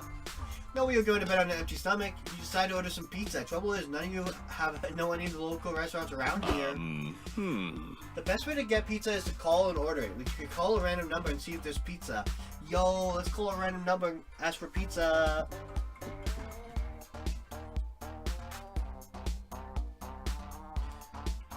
No! No one got it. No! Since the odds of calling a random phone number and actually getting pizza at restaurants are super low. Great plan. So let's dial a bunch of random numbers to increase our chances. Ooh, 911 for pizza? Maybe. Beep boop beep boop. Hello, is this a pizza place? Okay, that sounds close enough. We'd like one large sausage, one and pepperoni stuffed crust. Thanks. Well, you actually got a pizza place on the first try? What do you think are the chances of getting another pizza place on the second try? I think we have good odds, like 5 out of 3 at least. Let's find out. Hi, is this a pizza restaurant? You specialize in pizza to die for, huh? Perfect, we'll take one. Bye. Yeah, sure, I can share this phone after you hang up. Bye. Polly just so. Good thing it was just the motel landline. 20 minutes later, there's not one but two knocks at your door. I'm here to deliver one hot steaming sausage to Scott. Howl, says the naked guy with a pizza box on his crotch. Let's make that crust extra stuffed, big boy.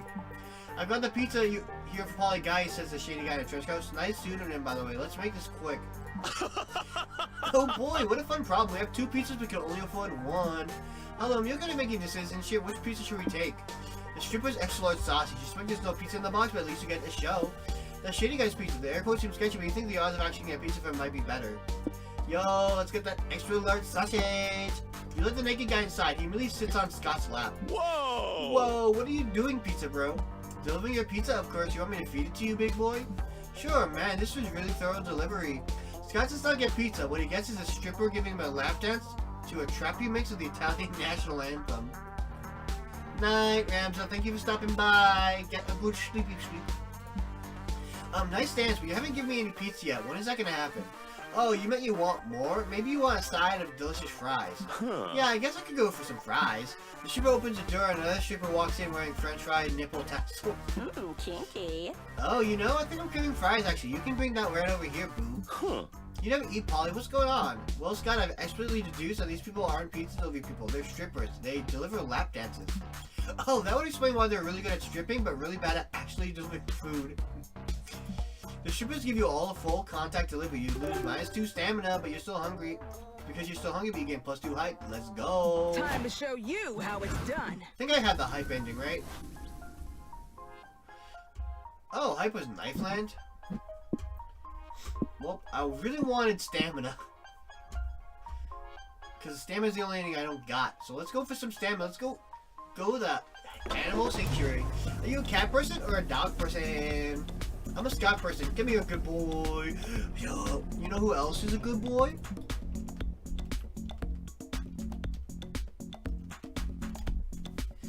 I'm such a good boy. Welcome to the animal sanctuary. It has a petting zoo where there are cats, dogs, goats, bunnies, alpacas, and ducklings. Fucking llama. Whoa, this llama's trying to spit on meow. It warms your heart to see how many animals being cared and loved for. Surrounded by all this wholesomeness and for what do you do? Yo, let's get to the cat cafe. What's better than coffee, cute cats? You step into the cafe and see your friend's Faith managing the register. Welcome, guys. Welcome to the cat cafe, guys. What brings you today? I had to come see my favorite witch. I've been on the road for little hours and will not die if I don't get some caffeine in me. Polly, it's impossible she'd literally die. If you're already dead, liberal use of the word literally destroys its true meaning. Mama like it. I love it when you talk nerdy to me, boo. Does anybody want me to talk nerdy to them? I could talk about Pokemon, and I could talk about Monster Prom. One. Maybe not much, two. One is the one I played the most. Will somebody let me talk about them with Monster Prom, nerdy to them, and call me a good boy? Please? Yeah, thanks. Like, thanks for coming in and supporting the cafe. The cats here really love the attention and playtime. That's good, because I got a pussycat here that can use some playtime. Behold. Polly holds with a cat she befriended in the cafe.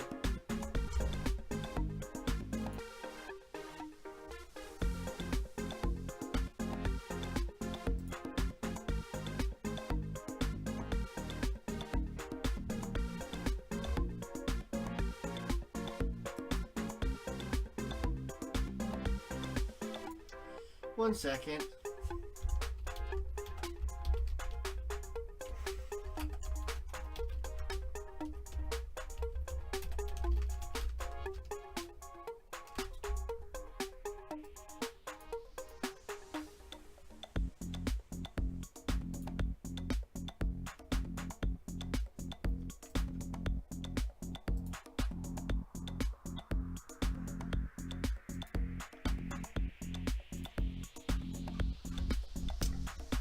Okay, well, Polly holds with the cat she befriended in the cafe. Haha, okay, but for real, I was talking about my vagina. In case that wasn't clear. Polly. Polly, I'm working now. ... My shift ends in a few hours, though. Oh, I guess ads are on now. I can text you then.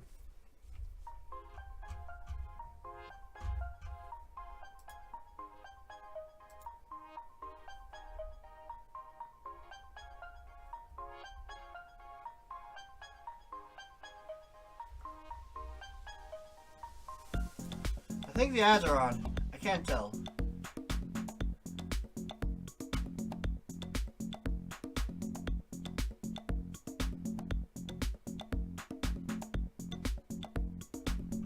I just saw something that said that maybe they're not on. I can't tell. It says preloads. Maybe the preloads pre-roll ads just turned off. My shift ends in a few hours. I can text you then. No, okay, the ads just started. I'm gonna use the bathroom. I'm gonna use the toilet.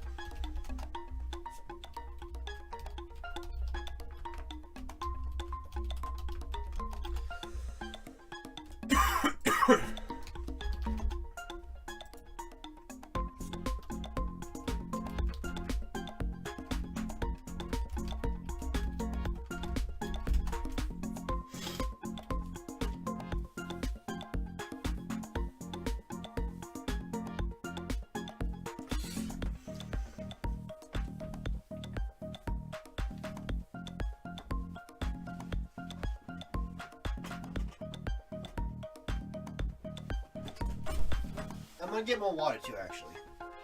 I'm almost out of water.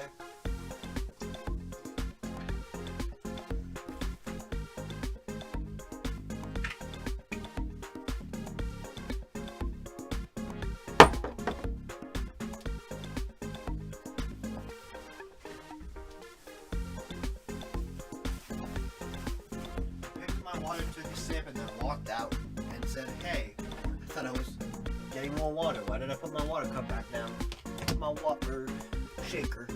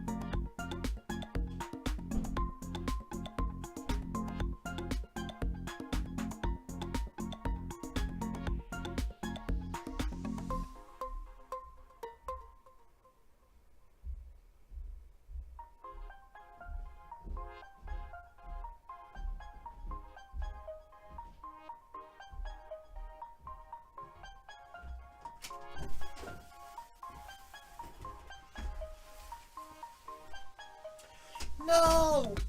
No! No! Escaped! No! It was a real cool cat. I'm sad. I'm disappointed. I'm devastated. I come back to see the cat Pokemon gone. Came and went. I never went to my BRB screen. Oops! Especially after I just got the cool mouth card, I would have loved to Meowth. My shift's in some showers though, I can text you then. For now, can I get you guys anything to drink? Yes, please, your computer just so Polly can flirt. What do you order? I'm really tempted to see what this one does, because I don't want coffee made for cats. I already did the made by cats. This is gonna destroy my soul, but let's see what happens. ... In horrified silence, Faith points to the menu description under the coffee you just ordered. Did this shock you? Of course we don't serve coffee made of cats, but is it really so different than eating burgers made of cows? All animals deserve compassion, not just the cute ones. Consider reducing or even stopping your meat intake. It makes a small difference, but it's still a difference. I can't believe you. That menu item is only there as a clever PSA. The whole point is that nobody would be fucked up enough to order it. And that's kind of on you for underestimating how I'm fucked up in this. What? Wait, so I can't order the made of coffee cats? Made of cats coffee? Seriously? Okay, I guess that's a no. Do you have any coffee made of raccoons at least? Goddess help me, I'm just gonna get you guys regular coffees and pretend this never happened. And don't let Faith get you guys down. I think all of us have ingested weird things to cats at this point, so no judgment from me. At least your friends aren't mad, but the same can't be said of the cats in the cafe who are all looking at you like they'd beat you with a crowbar if they had thumbs. No, the regular coffee Faith brings you restores plus 2 stamina, but there's no saving your minds to soul. Showtime. No. I'm a cat, so I can eat cats. World's biggest potato. You think our car is secretly a battle robot? Maybe. Yo, we agreed. Behold, the world's biggest potato, so large, so starchy, so rustic. So ripe for the creation of the world's largest plate of french fries. There's plenty to do besides stare at this agricultural marvel. What do? I want to eat the potato. How can you look at a giant potato and not crave fries? You need to find something to eat. Hey, look, they have a diner built into the side of the potato. That's a long line. They better at least have vodka on the menu. Welcome to Big Potato Diner. What can I get you? One hamburger, please. What part of Potato Diner do you not understand? Don't ask him that. We might be here for a while. Damn, these dishes are kind of expensive. Why does this potato stand so pricey? Because we make all of our food out of the big potato. Every bite is a bite of potato history, TM. Awesome, bro! Awesome! Does the potato make really good potato dishes or something? If anything, they all taste kind of stale. The big potato is getting a little up there in age. But hey, we have this special section on the menu. The manager isn't sure if it's really okay to keep selling these dishes, so the prices are more competitive. Doesn't sound great, but oh boy, these prices are low. They're so cheap, they won't even make a dent in your money. Nice. The question is, which of these dishes will feed you while fucking up in the least inconvenient way? Smashed potatoes or the infinity fry? It will never end, and I don't want it to. Is this the infinite? It isn't the infinite, is it? There's no way to finish cooking something that defies the laws of time and space. Sure, for legal purposes, it's not infinite. Just try not to think too much about it and stop eating at some point, and you should be fine. You start eating, you can plus 2 stamina. You chew and chew, thinking at any moment you'll reach the end of the fry, but you don't. You eat that same fry for 1 minute, then 5 minutes, then an hour, then longer. There's no end to this crunchy, salty thing. Hello, Em, I'm sorry, but it's time for an intervention. You gotta stop eating that fry. It's unhealthy for you. No way, I've invested too much time to finish this fry. Now I have to see it through. Sunk cost fallacy for the win. Can we at least have some? No, it's my fry. You keep eating, but your brain cannot comprehend infinity. Not even such starchy, simplistic terms. You eventually pass out. You wake up in the car. Scott probably threw the fry away and took you here to take care of you, which was nice of them. But you're kind of upset because you finally found your true calling, eating that infinity fry to completion. Your purpose in life gone forever. Lose -2 mind in case you suffer from nightmares that make you wake up in cold sweats looking all stark. God damn it. My time to shine. I don't think I could eat fries forever. They're a bit too greasy.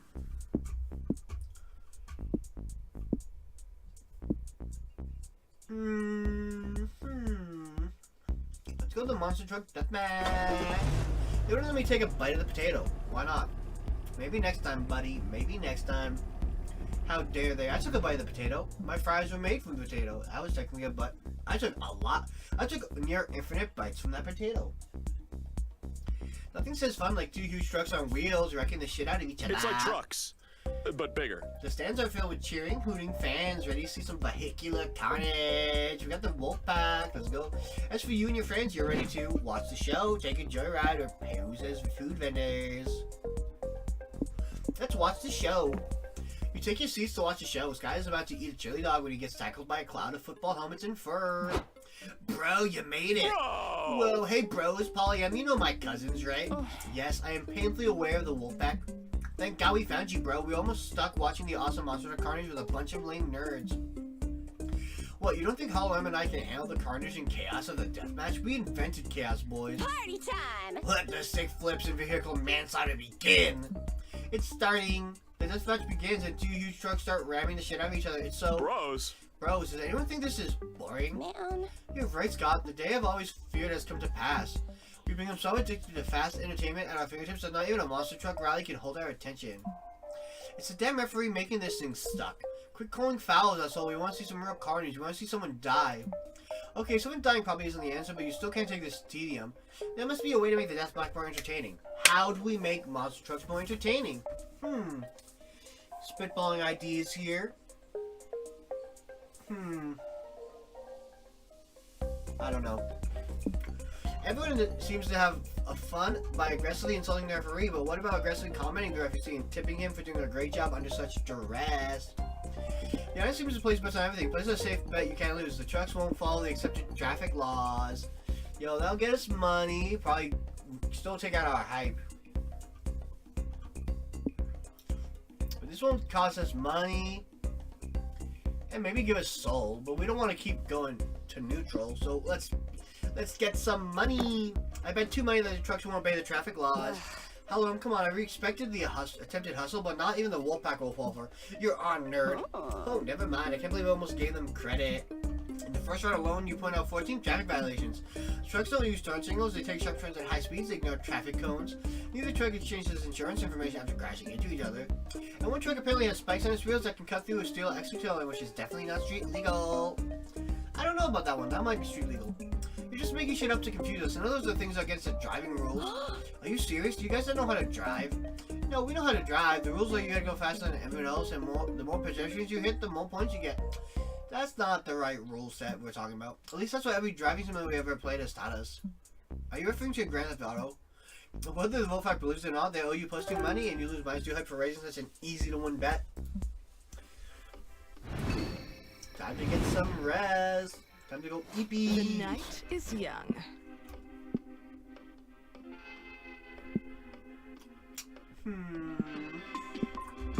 Let's talk to Polly. We didn't get to see it through last time. So many choices. Yo, her after party adventures.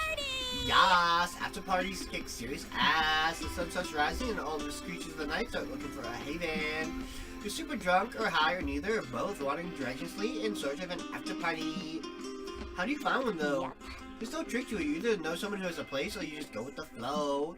Like literally, once I was walking after leaving a nightclub, it was like 6 a.m. and I was quite drunk, not paying much attention to anything but what I had in front of me. Suddenly a random door opened, nothing that strange, just some people that were in front of me entering their house, and so I did too. I had no plan, I just saw the door open and assumed I was going there too, not realizing I didn't know any of these people. Happened to be an after party. When they realized I was sort of a party stowaway, they just welcomed me. No way. Imagine that. Of course, what I did after was dumb as fuck. Entering random houses should always be a no-no. But I guess sometimes you get lucky and strangers end up being actually nice. Party till noon, first an actual nice lasting friendship, and those strangers ended up being my good party buds, Summer, Macarena, and Cheese. Oh. Whoa, friendship urgency. Right, well, parties can truly be full of wonders. Join me sometime and I'll show you. Great Let's idea. go. Sounds like a plan. Polly spends the rest of the night sharing cool after party anecdotes with you. She's surely lived afterlife to the fullest. Yo, we're on our way to the stamina ending. And maybe the magic ending. No, not the magic ending. Finally, my Just the turn. mind ending. No, money ending.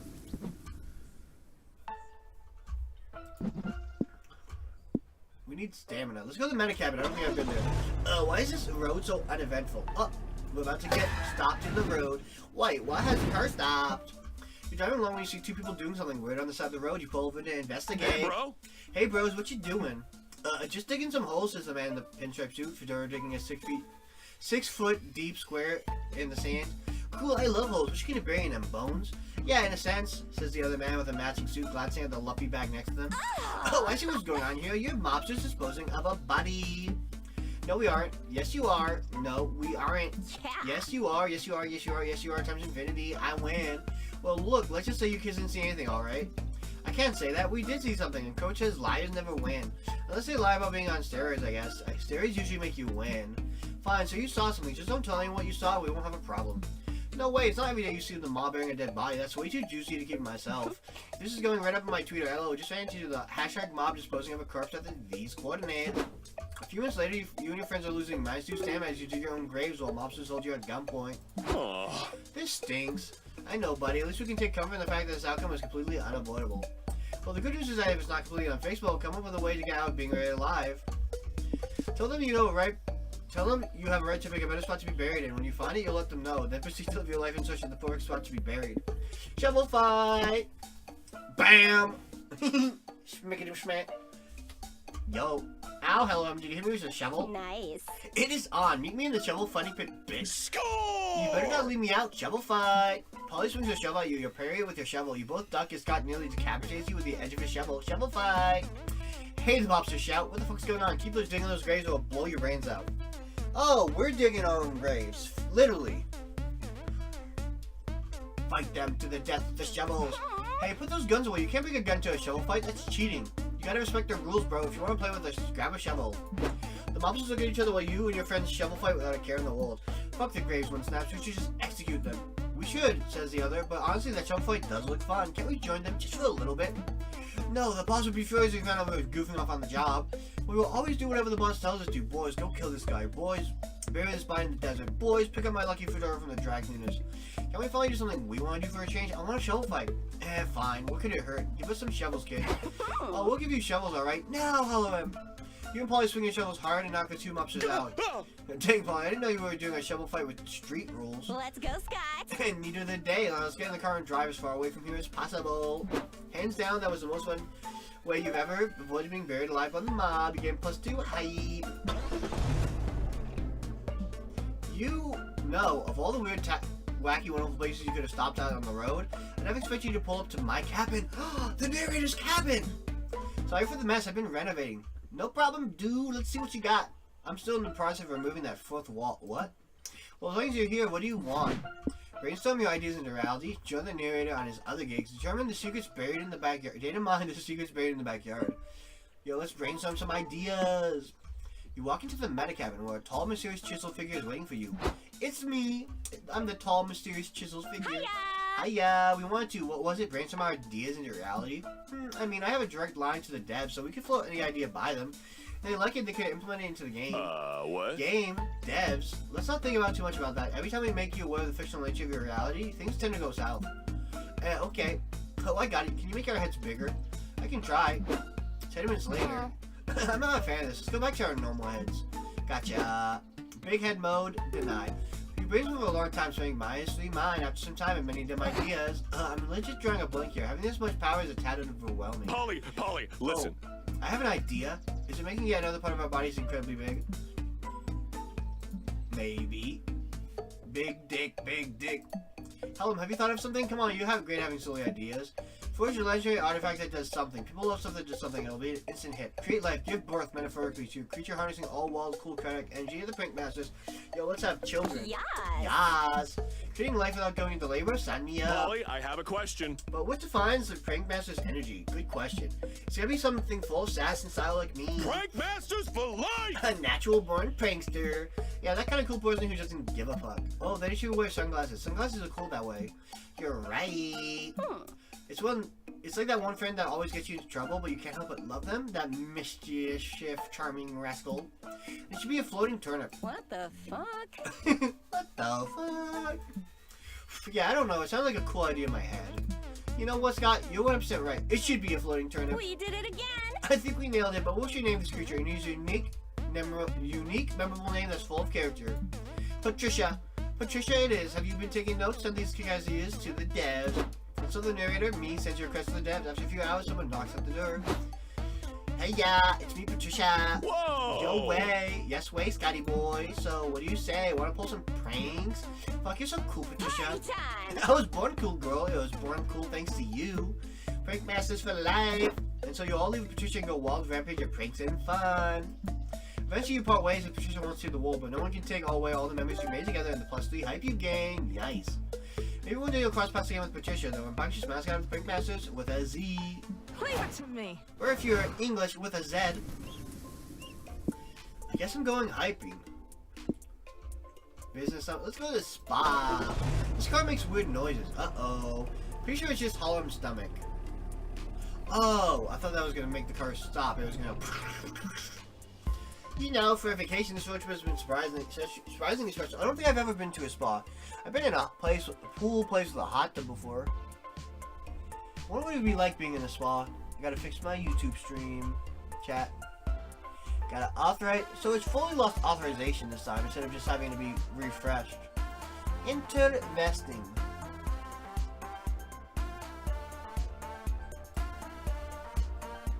Okay. Oh, it didn't fix it. Aw. I probably ended it too soon. I thought it was done. It's connected. It just. I guess I have to refresh it. So I had to reauthorize and refresh it.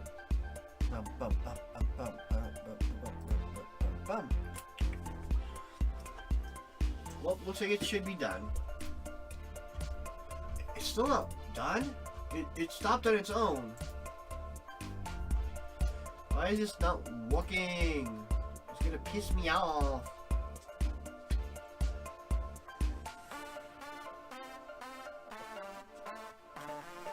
That's what it's gonna do. If it doesn't work after this, I'm just gonna give up. It'd be sad. No!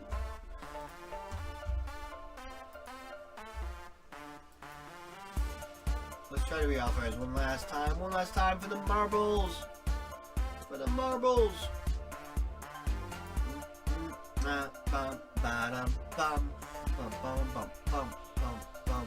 No.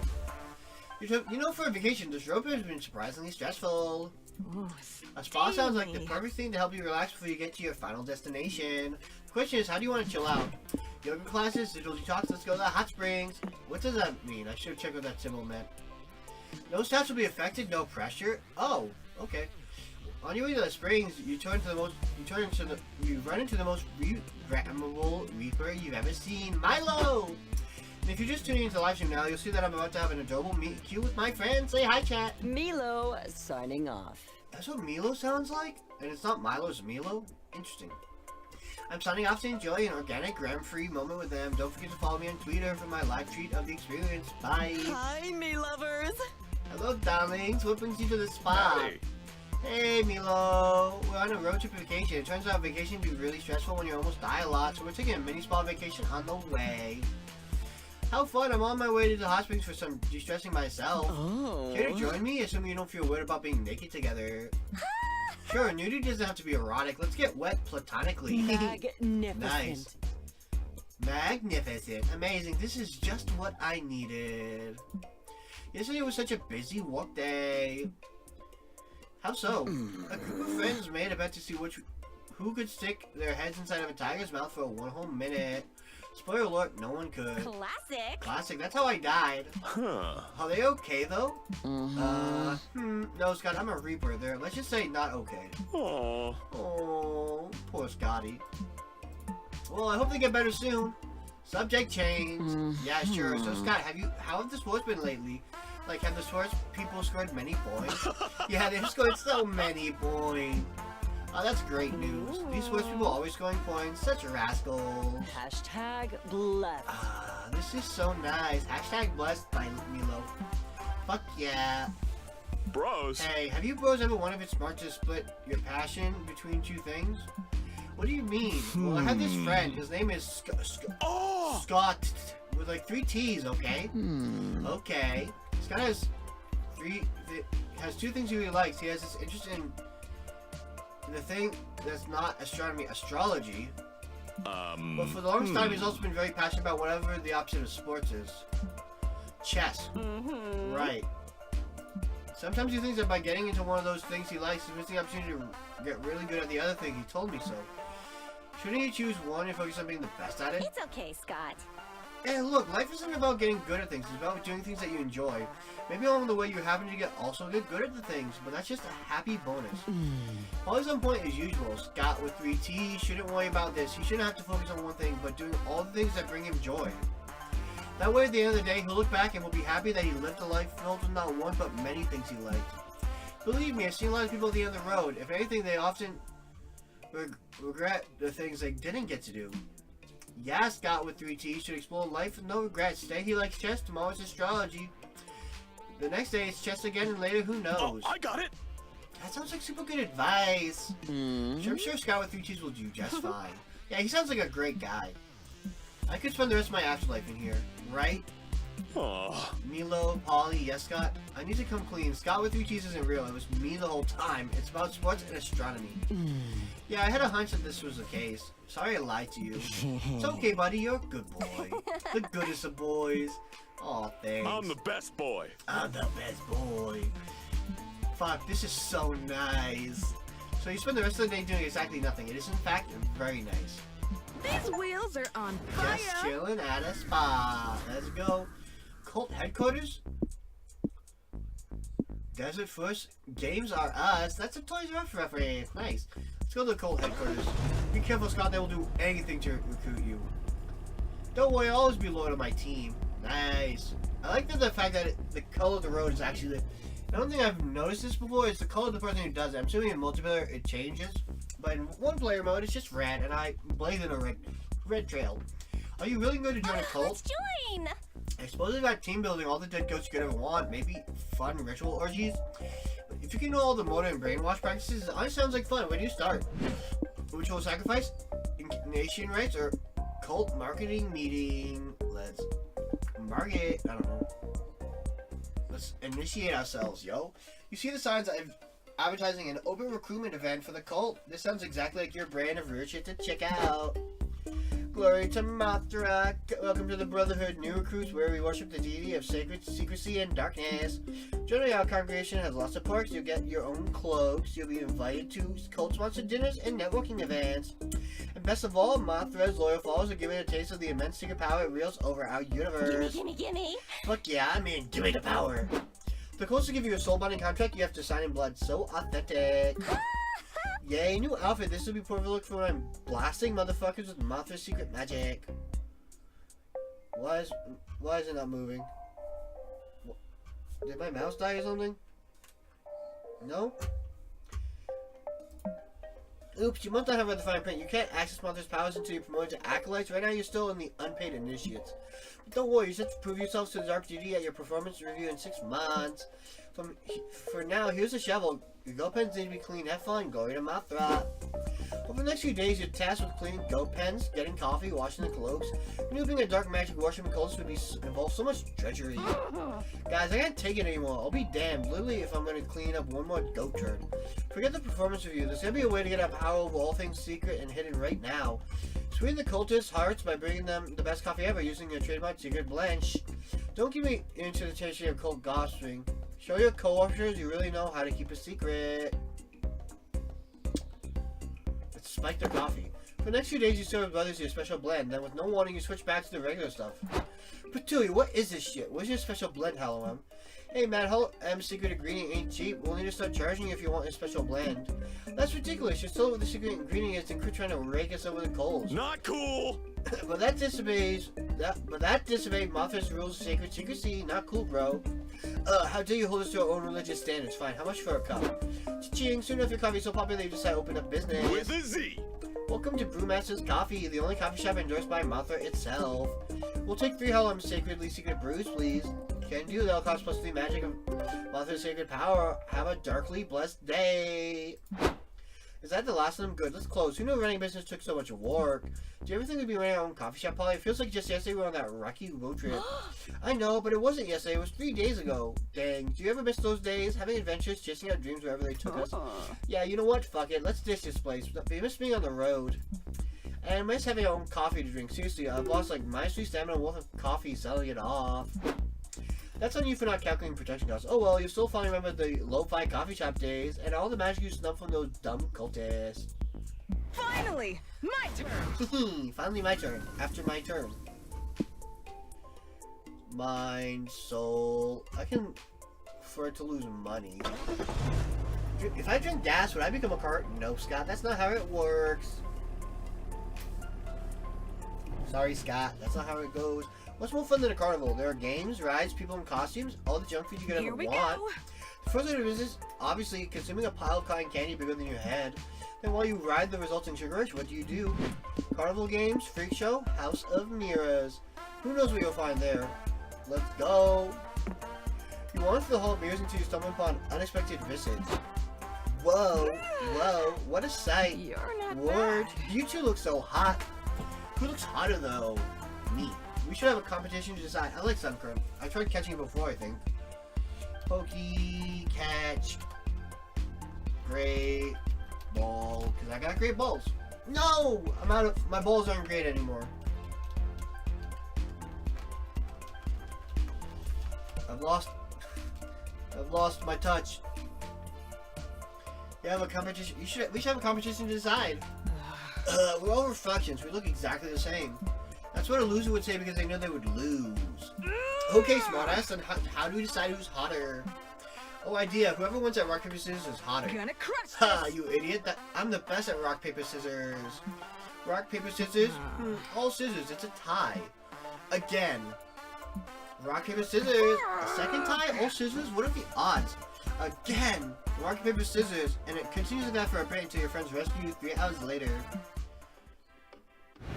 So that didn't get us anything, huh? The night is young. Let's go talk to Polly again. Let's go. So many choices. Ooh, what are our favorite books? Yes, what a great question. By gosh, it's so hard to boil down what I love about literature in just a few lines. I like stuff that's intense, erratic, and raw. Take the Magus, for existence. A young graduate goes to a Greek island and falls right into the cryptic psychological games of an eccentric old man who lives there.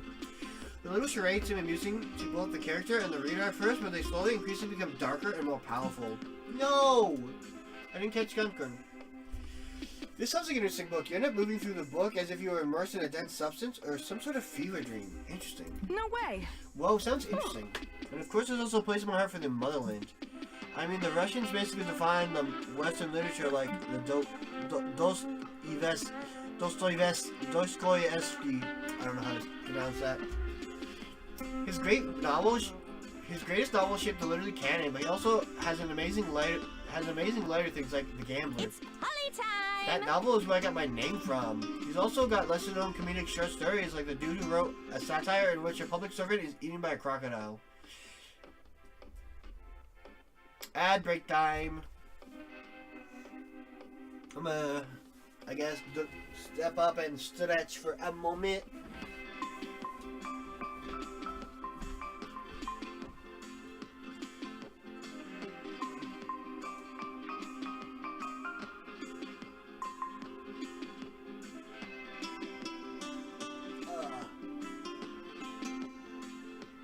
My back.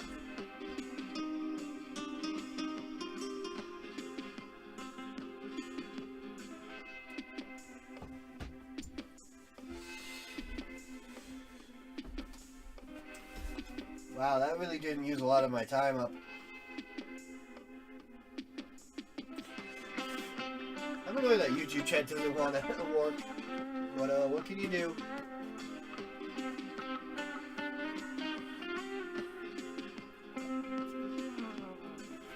I just don't like. I mean, because even if someone was typing, there'd be no words. I wish at least there'd be no words. I don't like the whole "we're waiting for it to connect" kind of bullshit.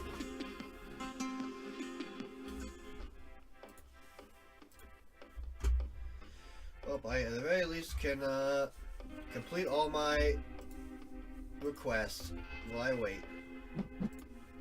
Which apparently includes some from last stream. I guess I didn't say that I finished the crunches and push-ups. I'm a failure. No, I'm just kidding.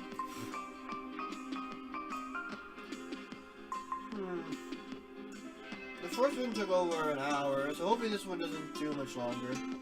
I don't want to be up too late. It's already 2 hours in. I was looking at the 2 hours in, but it's not. It's 2:46. I was gonna say it's already been 2 hours, but now that it's already 2, I don't want to stay up too late. When the owner refuses to cut the crocodile open, the servant resigns himself to resuming his Monday life from inside the croc as best he can. Obviously. Sorry, anyone brings the topic of literature before I realize I'm rambling big time. No, it's okay. I really like singing this passionate. Cool. I can take you some book recommendations if you want. Great idea. I'd love that. I need to read more literature. I read a lot of graphic novels though. You spent 2 to 20 years of your life looking at the night sky. Nice. We're on our way to hike, I guess, which is Knifeland. I wonder if I get another ending. Make some space. We bonded with Damien last time. Aid 3 charming duos in their journey. Let's go to the movie set. I'm bored. I want something to happen now. Nice. What? Why has the car stopped? Hey, you just reached a high amount of hype. Good for you. Does that mean you're aiming for the hype-based destination? If so, there's a wacky adventure that can unlock a layer for that destination. Want to go for it? Let's go. You're great. The adventure will be waiting for you on the road. Sorry for breaking the fourth wall. Yeah. Wouldn't want to be ya. Bum, bum, bum, bum, bum. Bum, bum, bum. Bum, bum, bum, bum. Everyone at some point wonders what it's like to be a movie star. And action. I mean, I guess I've wondered. I don't think I've ever really wanted it. You still don't know what that's like, but you're just a whole road tripper trespassing on a movie set. Let's go. Well, this might be the closest you ever get to Hollywood, so make the most of it. What do you do? Get an autograph. I want to get my hype up. You heard that cool Josh, the famous actor, singer, songwriter, East West champion, skateboarder, top 10 chess grandmaster is filming. What the? What's this? Like, I cannot vibe with anyone who's doing this much in their life. I don't know why. I just can't vibe with. Like, you know, it's cool, good for them. I'm not whatever, but it's like, if you know, I don't know if I could ever vibe with someone doing that much in their life. I don't know how they have time for it all. Really, that like major sacrifice. Because I mean, I'm assuming like I don't know if they're doing it all at once or not, or if they're doing, you know. But it's like that's just too much. I almost would be a little annoyed by this person. You and your friends obviously need to get his autograph. You sneak on set and find his trailer next to some bushes. Psst, over there. Oh, what's his name? The chameleon from Monster Camp. Huh? Can you else hear that Bush talking? I know, Bush. You just fallen prey to my clever disguise, as you say. Get wrecked! Hey! Hey, it's Council Flies. I didn't know you walk here. I don't. There's actually a warrant out for my arrest for breaking and entering onto the set. Well, those cops are no match for my costume kit. Nice. Nice. We snuck on the set because we heard Cool Josh was filming here. Thank you for the follow, cute kitty Melina. How you doing? Welcome to my stream. I'm just a humble cat femboy. Yo, look what the cat dragged in. Is that what it's... I thought I changed that. Oh, maybe... It used to be... Yeah, maybe. I don't know. Maybe that's what it always was. I don't know. And now I can't close it. How do I close it? I'm doing okie dokie. How you doing? I just asked how you doing. I'm tired. I walked a full day at walk today, and I was like, oh, time to play some Monster Prom. I can't get a Valentine's Day, but I'll hopefully get a date here. I'm gonna get him sign my bra. Nice. Well, good luck with that, kiddo. I've been trying to show Cool Josh my screenplay all week. It's an autobiographical document called Hidden in Plain Sight, and Cool Josh is the only actor who can capture me on stream. Maybe if you kids can get Cool Josh out of his trailer, we'll get that project off the ground. Well, you do have a vested interest in me and Cool Josh. Find a way to get him out of his trailer. Maybe it's not about getting the actor out of his RV, but getting yourself inside the actor. Inside of his head, you perv. Talk to him. Intensely. Lure him out with an Academy Award.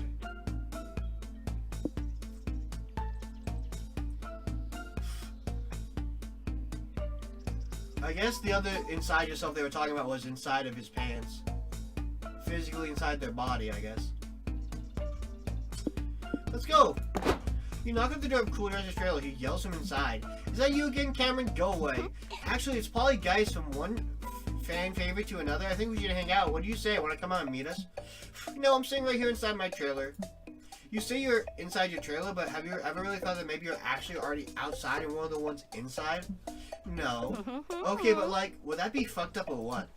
You're persistent. Look, I really can't come out, okay? I don't want to explain why. It's embarrassing. Come on, bro. You can talk to us. We're just like you, only not rich and famous. What's holding you back? Fine, I can't go out because I don't know how to open this trailer door. There, I said it. Now that you know the truth, can you let me out, please? I've had this shit for like an hour now. Polly opens the door and you bask in the glorious presence of Cool Josh himself. For someone who's apparently like have all these accolades, he sounds like he's not intelligent. Phew, thank you. Now this, what's this about a signed bra? Were you listening in on the whole conversation before? I mean, he does look kind of cool, I guess. He's a griffin. You and your friends and coolers all get croissants together. You lost -3 mind talking in circles. But you got autographs, which is pure plus 3 hype. Uh-oh, my mind is about to go. It's my turn. I need to gain my mind back. 90s. I guess we're going to the action city. Getting hype. I don't know about my. You know, it's cool. Isn't it cool? Nothing ever happens on the road. They say as the road breaks. So, you drive past Suzanne and Whiskey, wiping grease off their arms outside of an old car mechanic shop. You pull over to say hi. Hey, bro. Hey, bros, what are you up to? We're working on a bumper car to enter the annual Bumpin' Uglies tournament. It's no hold bars knockout royale held at Knifeland every year. We're gonna fucking crush it. I questioned my incredible misdirection strategy. Those amateurs won't even know what hit them. Nah, fuck misdirection. The best strategy is crashing to everyone else first and hard. Suzanne, I don't know if Bumpin' Uglies is the right place for a full frontal assault. We should play defensively. I know you'd rather take the thrill-seeker route, but only thrill I seek is the thrill of victory. What's the point of Bumpin' Uglies if you're not willing to play hard and dirty to get and possibly kill your partner? Well, I don't know about killing your own partner. I don't know if is his name Mustang? I forget what his name is already. Because I'm your partner and I don't want to die. That's very fair. Riders on the rainbow. Yo. That non-team player thinking is exactly why we haven't settled on a final design for a bumper car yet. Neil Holland's got a lot of experience butting in and out of the people's problems, but he could help you pick a final design. Sure, why not? Which design do you like best, Holloram? The baby on board is a better design. You'll avoid full confrontation since most cars will avoid running over a baby. Not all, apparently, but most. The lots of eels is a better design. It doesn't avoid full confrontation, but it provides a ton of eels, which is weaponized are great for full confrontation.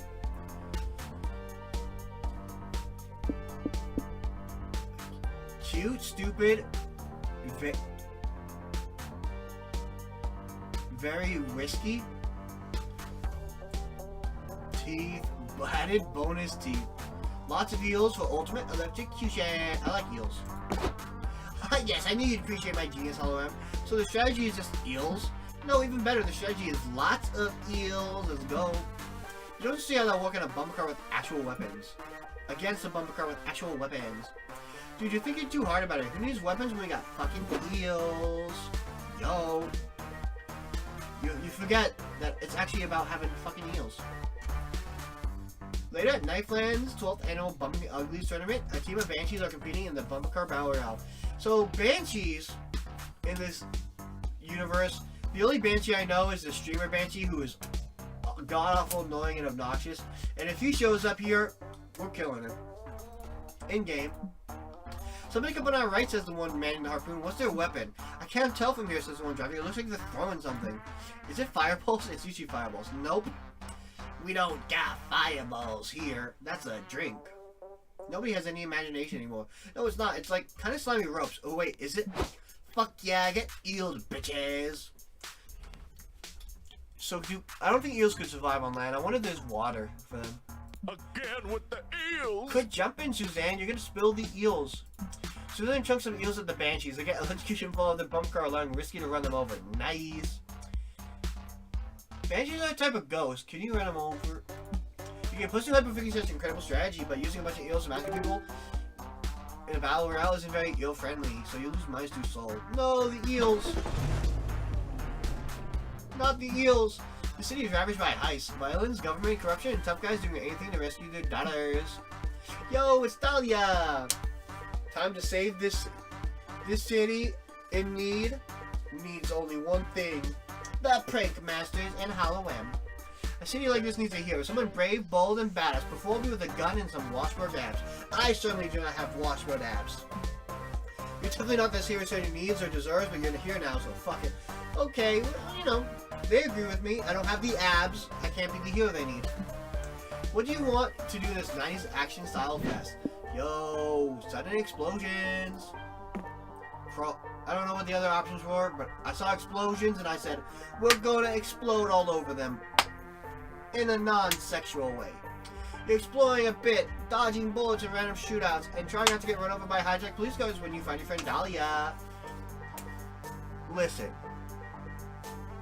Is it really an action movie if you don't get hit by one hijacked police car?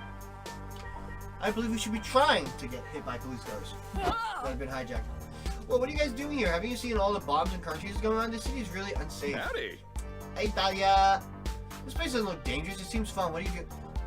Scott, in what world does this seem not dangerous? It can be fun and deadly. Well, I stopped you to ask for directions, but then through a series of increasingly unlikely action-packed events, I became the hero this city deserves. Nice. Not the one they need, but the one they deserve? That's not a very good thing. Last week, I dismantled a local terrorist organization and beat up a sniper who was going to shoot the president while he took a bath. Yesterday, I saved a little girl who was stuck inside a demolishing skyscraper. Oh my goodness. This city's falling apart without you here. It's gonna fall apart without you here. Today I'm scheduled to defeat a terrorist who's gonna detonate a bomb at the airport, but I'm kinda stuck in a pickle right now. I was gonna take a bus to the airport, but my bus got bomb planted on its engine. That'll detonate if the bus drops below 50 miles per hour, so they couldn't pick me up. Oh.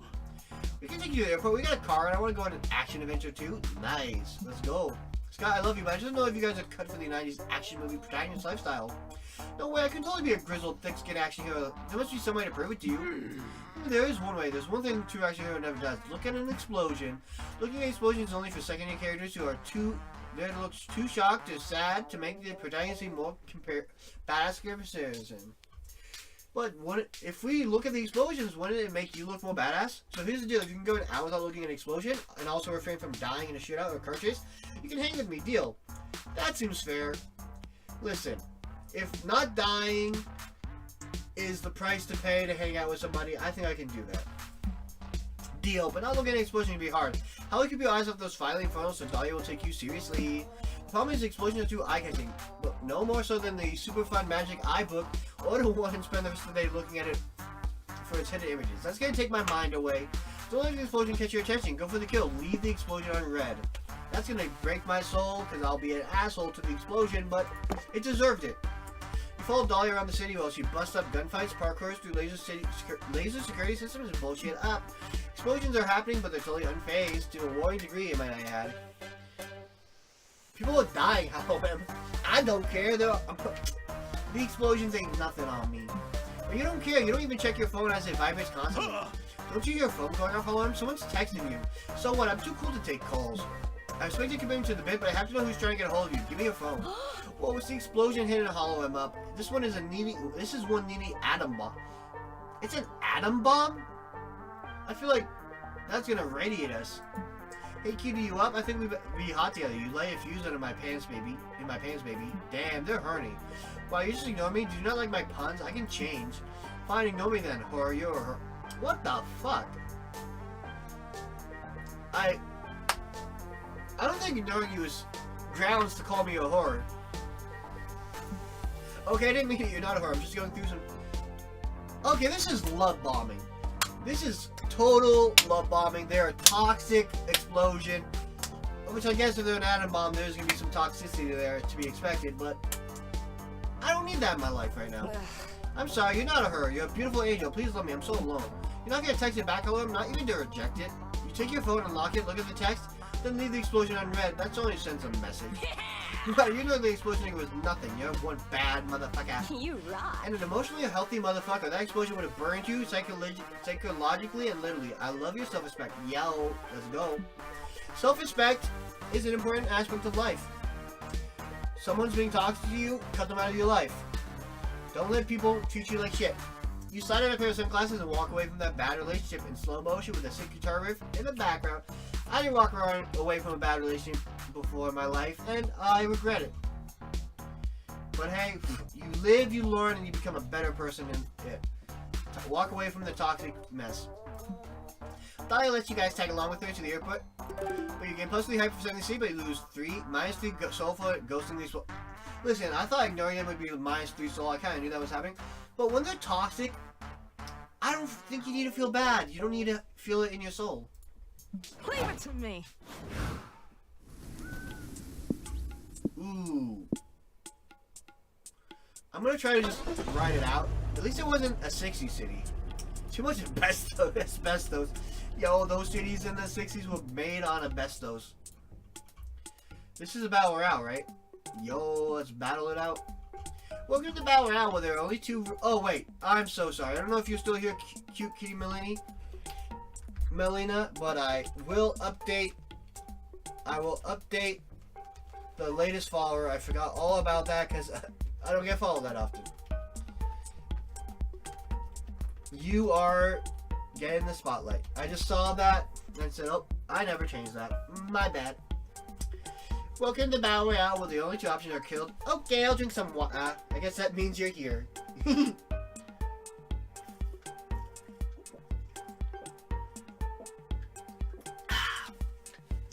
That was some good water. That was some filtered water. Yup. I don't like Battle Royales typically, like video game wise, because I tend to not get much done and I'll be walking around and I just get my ass whooped after walking around for like half an hour. Fortnite was the same way. I wouldn't see anybody. I would literally just be walking around, getting some stuff, you know, getting like the bare minimum, and then I'd be like, okay, 30 minutes in, sniped in the back of the head. So I feel like real life Battle Royales would probably suck just as much. I'm already dead. Oh, Dahlia is here too. Stopping to visit the place where everyone's murdering each other was a sort of questionable decision on your part. Well, listen. Sometimes you gotta stop at the place where everyone's dying. Get a little thrill in your life. But it's too late to leave now, so how will you survive? Go berserk. That's right, you didn't come here to play. You're here to make this bloodbath, you bitch. Are you sure about this, Hologram? Won't we lose lots of soul by killing innocent people? Are they really innocent if they're trying to kill us first, though? Besides, we signed the waivers of the interest, protecting our soul from being lost in this one-time order. Yo, I was worried for a second. I don't want to lose my soul. Let's do it. Oh, okay, I'm fine with killing people as long as you do it with a healthy conscience. Let's go. You enter a fugue state, slaughtering fools with guns and knives and bare hands and anything else your twisted heart desires. But no matter how many people you kill, every time you look at the death toll leaderboard, there's a name constantly ahead of you. Hey, hello, Em. Look at you holding on to second place like your mother's skirt. I'm almost impressed. But if you came here thinking you could defeat Davalia, Aquino, Blue Buff, Warmongers of the Extraordinaire, you got another thing coming. I think that's a challenge, and I'm about to take you up. Go team! You can beat her, Halloween. Use your underdog candid powers to win the last minute. Yo, let's go. Sorry, boo. No offense, Halloween, but I'm putting money on Dolly. Listen, I'm taking great offense to that. That money is a group poll of money. We all use that money for the road trip. It's right here. We got 12 money. You can't put it on somebody else without talking to the group first. I saw her smash a watermelon with her headbutt once. I don't think there's an ass she can't kick. Would it be that hard to smash a... I mean, I'm sure it's hard, but like, in all the things in the world and all the things we've seen, like with the even with the last like city with the explosion and stuff, is it really that hard to? Is it destroying a watermelon with a headbutt really that impressive? What are you guys doing? Are you seriously turning this soulless Mortarfest into a game? Can't you see this whole Battle Royale is a ploy by our corrupt government to turn violence into entertainment so we won't notice all the atrocities they commit? Oh, it's Batness! Not at all related to any characters in media. I am massively entertained. If that's true, then it's working. I am massively entertained.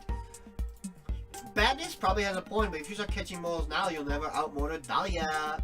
The thing is, Polly's right, you'll never defeat Dahlia in sheer body count, but if she's focusing on quantity, maybe you can defeat her by going for a quality kill. Do what cool kids do these days. After murdering someone in cold blood, perform a silly internet dance. It's proven to be the perfect pairing. Kill them forever. Before murdering them, harvest their souls and hoard them together in a single raccoon vicious. That would be... I think that would lose magic. This one would be stamina. This would be magic, I think. Because we're guaranteed to not lose soul. If this is mind, we lose. And this one I know is stamina for sure, so let's do it. Cut to two survivors of the Battle Royale. They're being huddled together behind a large rock. We have to think, Curtis, the girl says. We made it this far, and for that I'm grateful. I can't imagine living without you. I know, I love you, Carol. I'm not living here without you, says Curtis. We have a chance of seeing your life if you can make it to the river end. Curtis is cut off by a sniper bullet, cleaving his skull in two. Oh my gosh. Carol screams and holds him in her arms, devastated. How does a sniper bullet cleave a skull in two? Why? Cruel University sobs. What did he do to deserve this? Are we about to find out all his sins? All of our plans, our dreams, the apartment we just signed the lease for, all gone. I cursed today. I thought this battle royale would be a fun weekend activity. You chose to come here. You like, this is a sign-in, get-in thing. Badness was saying this is like planned by the government to turn killing into entertainment. This is a sign-in thing. People are choosing to be here. It's government pardoned murder. Then something bursts out of the bushes. It's you, Hollow. I'm wielding a knife. Just do it, you bastard, Carol screams. Stab my guts out. I don't care. You do stab her guts out. She lays bleeding out in the grass, and you start teabagging her. Yeah. Yas, bitch. Take your booty over that woman dying in excruciating pain. Let's talk on her. What are you doing, Carol sobs? Stop teabagging me. This is the worst. I can't even focus on my light flashing before my eyes because I'm so enthralled by your butt jiggling in my face. Yo, listen, we have a great ass. Too bad, you dance like your life depends on it. And in this circumstance, it kind of does. You lose -3 stamina for how hard you're shaking your hips. I can see the light reflecting off your bouncing cheeks, Carol sighs. With this final image of your butt, I go into the great beyond. Mad respect. Hot damn, Hallum. You made the end of that person's life way more painful and disrespectful than if you just killed her. And you killed her. Mad respect. You know, I know what I'm beat. Here, take this Bloodspell battle. +3 hype. Showtime. So we gotta make it to the end of the weekend. We'll make it through. God. Ooh! I want to go to the con because we were playing Monster. I can't believe we made it out of there. It's good to be alive. Rude. Yep. Scott, we're not all alive. So we... Con 20XX. Yay, a con. It's a perfect place to be your authentic, nerdy self without fear of judgment. Hey, look who's Yo, Zoe! We there. have cosplayers, merch traders, panels, gaming, tournaments, and overpriced food. So much to do, so little time. What activity do you want to try? Walk the floor, attend a fandom meeting. So I can't lose mind or soul. I can lose money. I'm gonna walk the floor, hopefully lose some money. You start walking around the main floor. There are dozens of booth cosplayers and loud J-pop are a bit overwhelming. The dozens of booth cosplayers and loud J-pop are a bit overwhelming, so you see a friendly face. Do Zoe! you like my cosplay? Garfield! Hey guys, what do you think? What a pleasant surprise with you at a con. Do you like my cosplay? I'm living for it, Zoe. Metaphorically, of course. Want to walk the floor with us? You know more about this scene than we do. Good idea. The moat floor can be a bit intimidating in the labyrinth for newcomers. Just stick with me and we'll make it through. We'll lead you to a safari guide through the con jungle, pointing out the interesting sights along the way. If you look to your left, you'll see a little boy cosplaying Ashton Kenneth from Pokemon's anime, accompanied by a father who looks desperate to go home. Behind them is a fully grown man who's also cosplaying Ashton Kenneth, here with his teenage daughter who looks desperate to go home. My goodness, these Pokemon fans have ruined everyone's life. I could never be a Pokemon's fan. Please ignore the Pokemon community games in the chat, thank you. Oh, is that a ball pit? I love balls. I also love balls, Scott. Does everybody in chat who likes balls, raise your hands. Mostly in sports, but also in general. Let's check it out. Hard pass. No, Scott, we did not talk about the con sad ball pit. It's a relic to remind us of the dark ages of cons. Is that at all in reality? Is there something about ball pits and cons? What's that long line for? Is it to get an autograph from a famous person? A huge panel, maybe? Meh. That's the line for the bathrooms, actually. If you really need to go, you can always pee in the ball pit. Oh. Yeah, get your Super Sparkle Magic and Go Inflation art. Teehee, cries Avenger and Artist Alley. We got BOGO deals on pumpkin fucking art. Hey, Shelter Security Guard, you've already exceeded the limit, Missy. One more cat noise, or glomp out of you, and you're kicked out. Oh man, people are already exceeding the limits. The con must almost be over. You probably have time to see at least one more thing, however. What do you want to check out? Make it count. The stand full of very saucy Dragon Heat lines. A smart investment? Who knows? A haunting one nonetheless. Free hugs is not much, but they're free. Let's spend some money. Let's get that Dragon Heat. Erotic Dragon fanfic. Let's go. Dragon Heat. It's the honey gift of fanfic that just keeps on getting. Polly reads me the latest update from Dragon Heat every time a chapter gets added on AO4. It's really fun. Nice. Be still, my shipping heart. You two read erotic fanfic together? Be still, my shipping heart. She's a chipper. She's a shipper. She chips everyone. Yo, Dub Wool.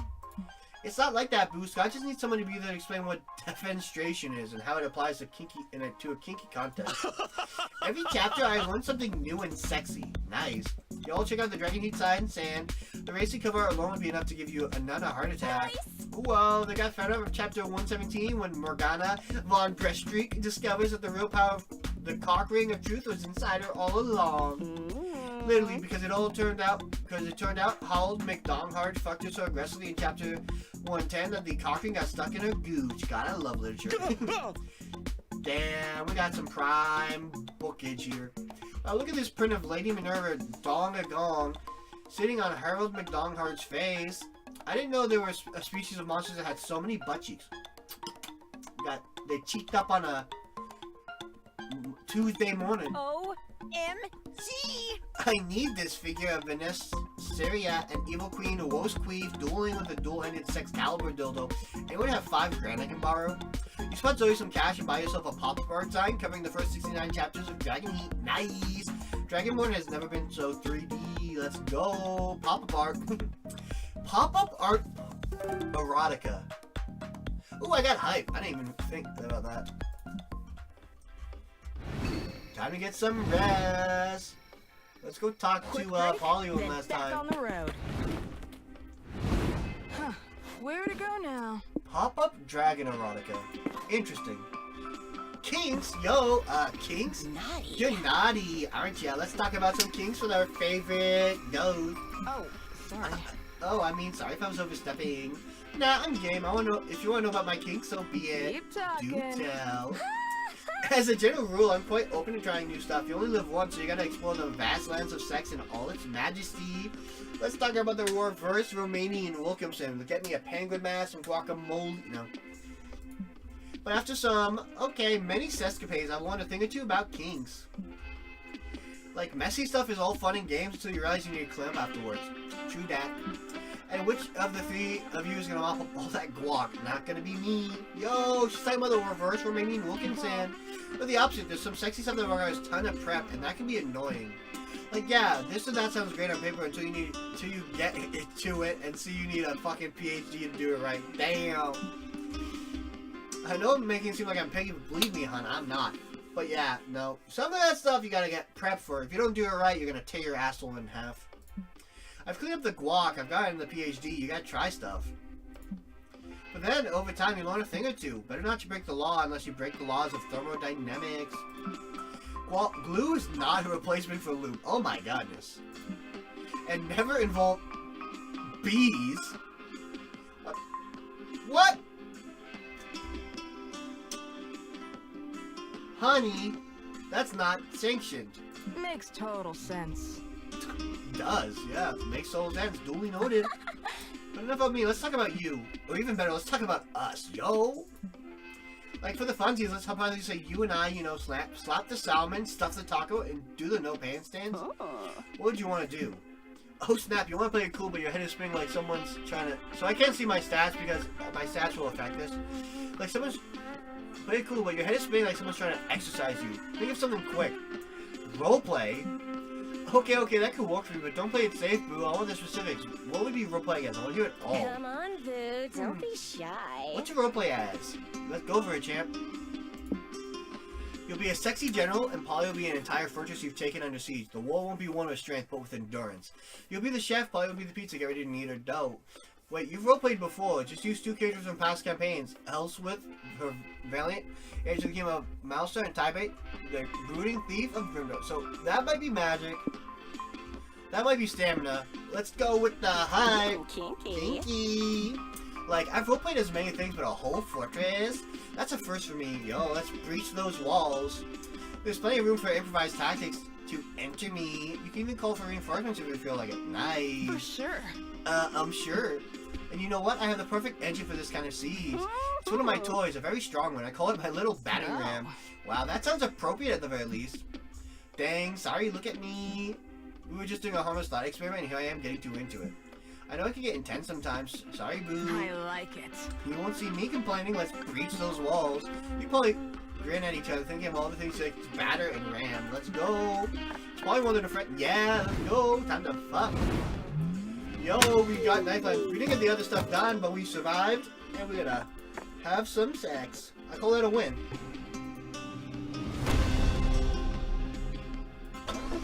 Yo, knife land. Here we come. The road trip comes to an end. Knife land, the land of fun and knives. Oh my god. Oh my! Oh my! Are you seeing this shit?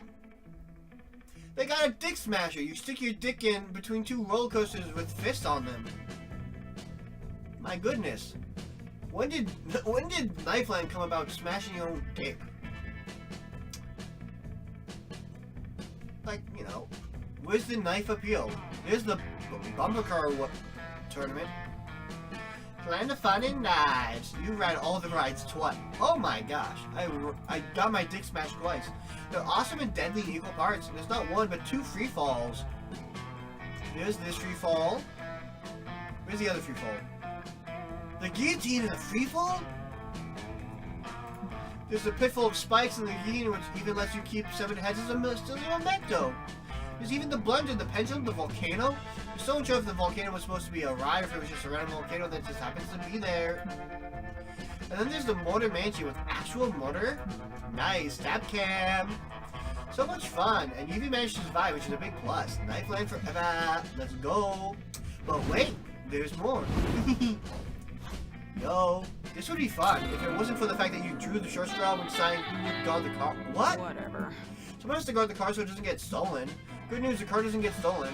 Bad news, you missed all the fun. Meh. What?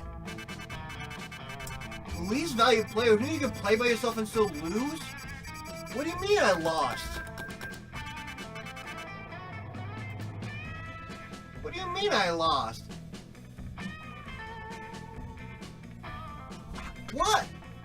I did the regular one. I didn't do Prank Masters. Ow! Ow! I'm drinking water. Stop hitting me. Oh, Melina, you got the heart meter too? I unlocked that myself. I don't know how I unlocked it, but it was cool.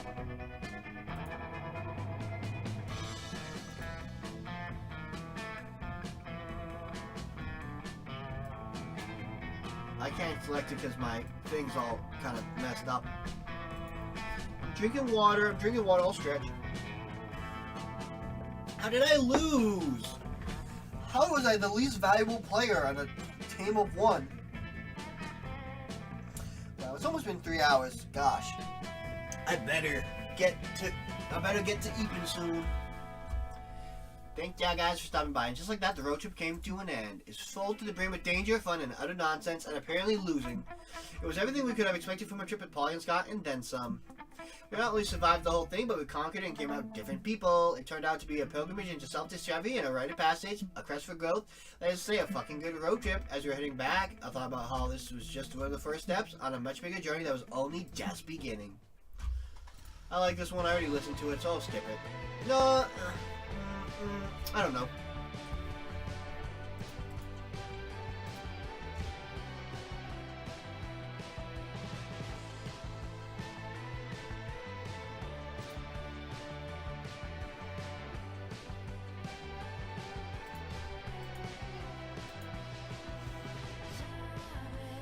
don't know why my Twitch whispers ain't working.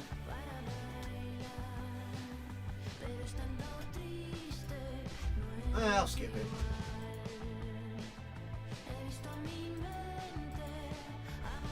I'll skip it. If it was lyrics, I'd probably listen to it.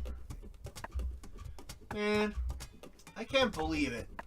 Well, thank y'all for stopping by. I'm gonna go right out, y'all.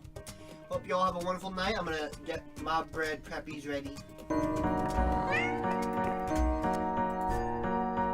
If you want to raid, stay for the raid, feel free to do so. Thank you. Have a nice day too, Melina. I'll try, Alex. I'll try.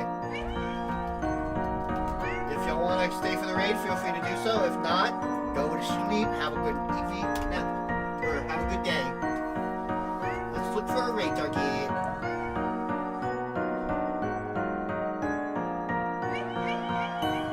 Man, there's a lot of people.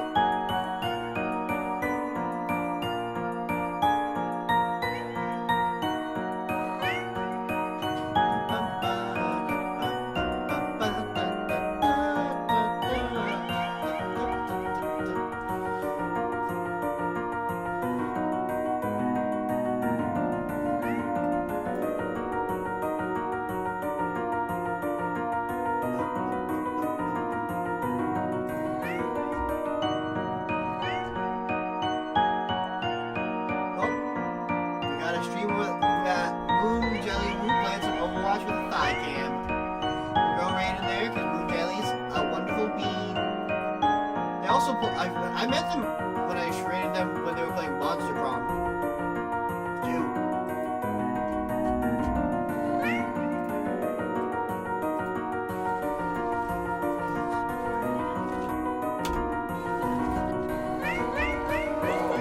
Dude.